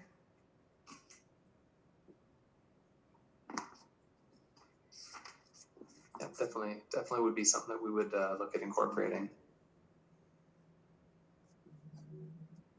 Yeah, we can certainly keep talking about it over time, but and yeah, we should keep in contact. The CIP is updated every year, and if there are things that come up in these conversations that seem relevant that could necessitate a CIP amendment, certainly that's one of the roles that I can play. So let's keep having those conversations. Great. Thank you. Thanks for the update. Let's move on to the staff update. I know we always kind of cover some stuff in there as we go, but if there's any major items you guys want to share, go for it.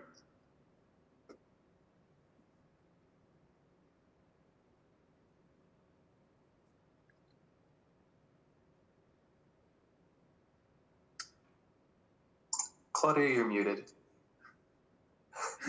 Yeah, we haven't heard anything, Claudia. Okay, thank you. Thank you. So the summer recycling day event was canceled, unfortunately. due to the pandemic. So that was unfortunate. I'm hoping that by next spring for Earth Month, everything will be settled down and we can continue to provide those to the community. The other thing that we've kind of been struggling with in the solid waste department is cardboard usage. So in the operating budget, one thing that I requested is having funds starting next year to have 2 additional containers out there. So that would be a change order to our current contract because that's an additional level of service that we're not currently paying for. And then we did put information in the Star and also on Facebook reminding folks about unlimited recycling. And I believe today we actually my intern ordered some signs that she worked on to put out there, just, you know, probably the best way to get the message up about unlimited recycling is to have a sign at the cardboard drop-off site. So we're planning to put that up in the next couple of weeks. I would imagine they can be created in that time frame. Stormwater updates, Burn Pond was awarded. We had our kickoff meeting. At this time, it's kind of one of their filler projects. I don't have an exact time frame of when they're getting started, but it is going to happen this year. Their substantial completion needs to be done by October 15. Field and Stream, I kind of mentioned this earlier, I think, is conducting inspections of all of our stormwater utility facilities. That started on July 22nd. I did go out with them for half a day just to learn and make sure that we were on the same page on kind of level of effort that the city would like to see in that analysis that's being done. And that was also just beneficial for me as well to learn as well. Lake Barney, currently monitoring wells are being installed so that we can calibrate some of the modeling that's being done. We are planning to go to council to discuss the study scope and initial findings on August 11th. So if anyone wants to come to that. And then we are also planning to go to committee of the whole to discuss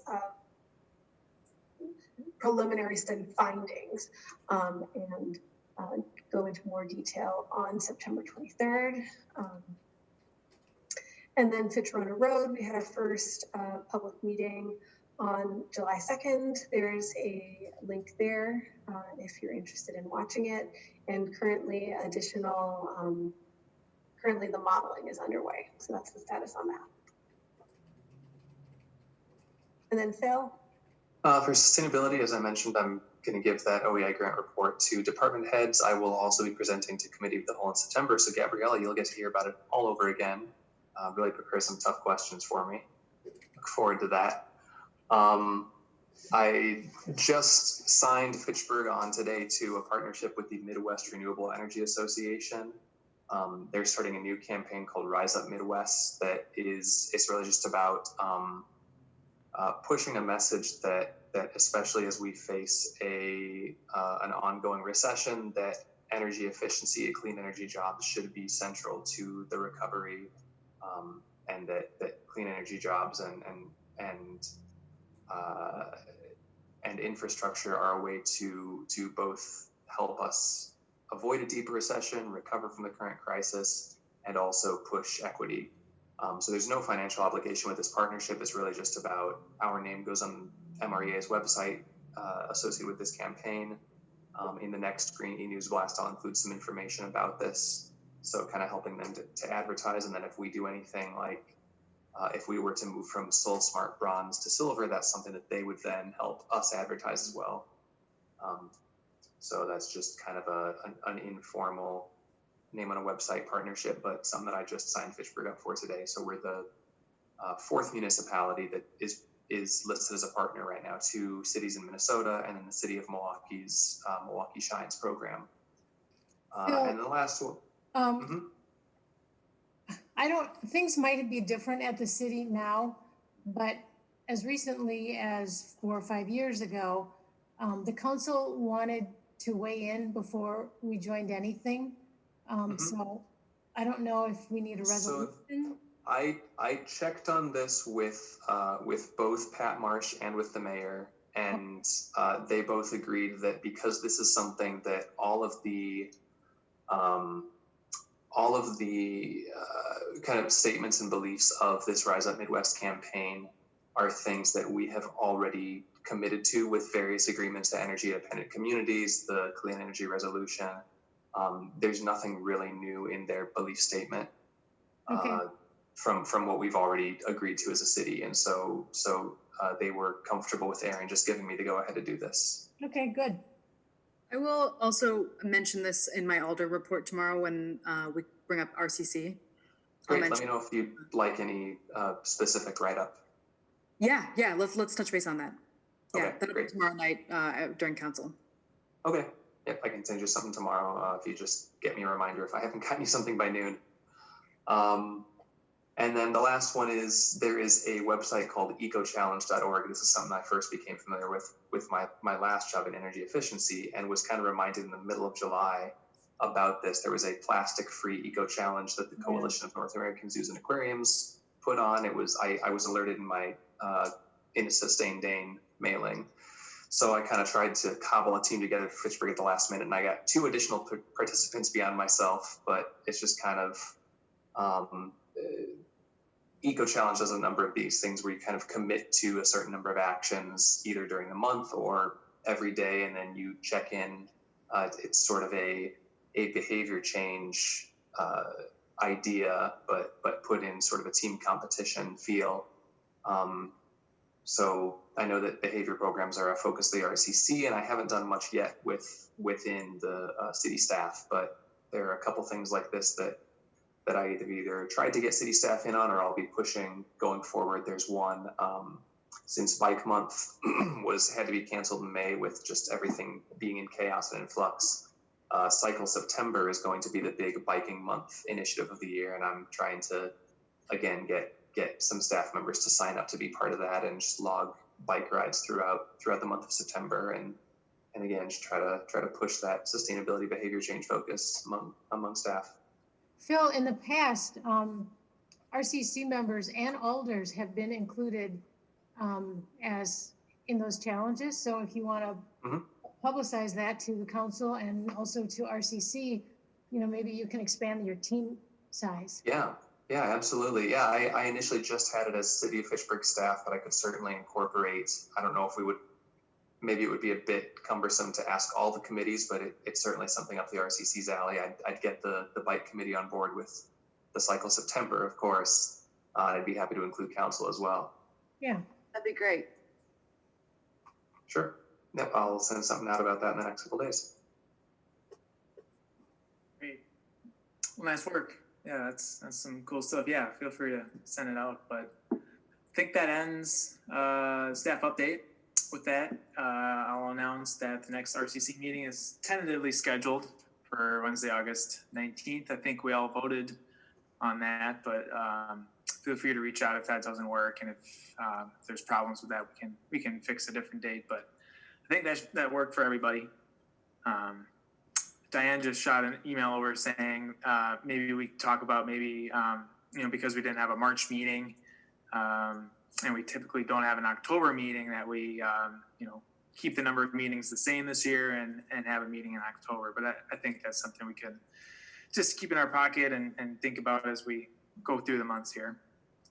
Other than that, if there's nothing too major, we're only 11 minutes over. I appreciate Ron's effort to get us back on track. Ron, you did great for your first time. Yeah, Ron. All right. Good job, Ron. And otherwise, I'll adjourn this meeting. Great. Thanks, everyone. Everyone. Thank you. Thank you. Good to see you.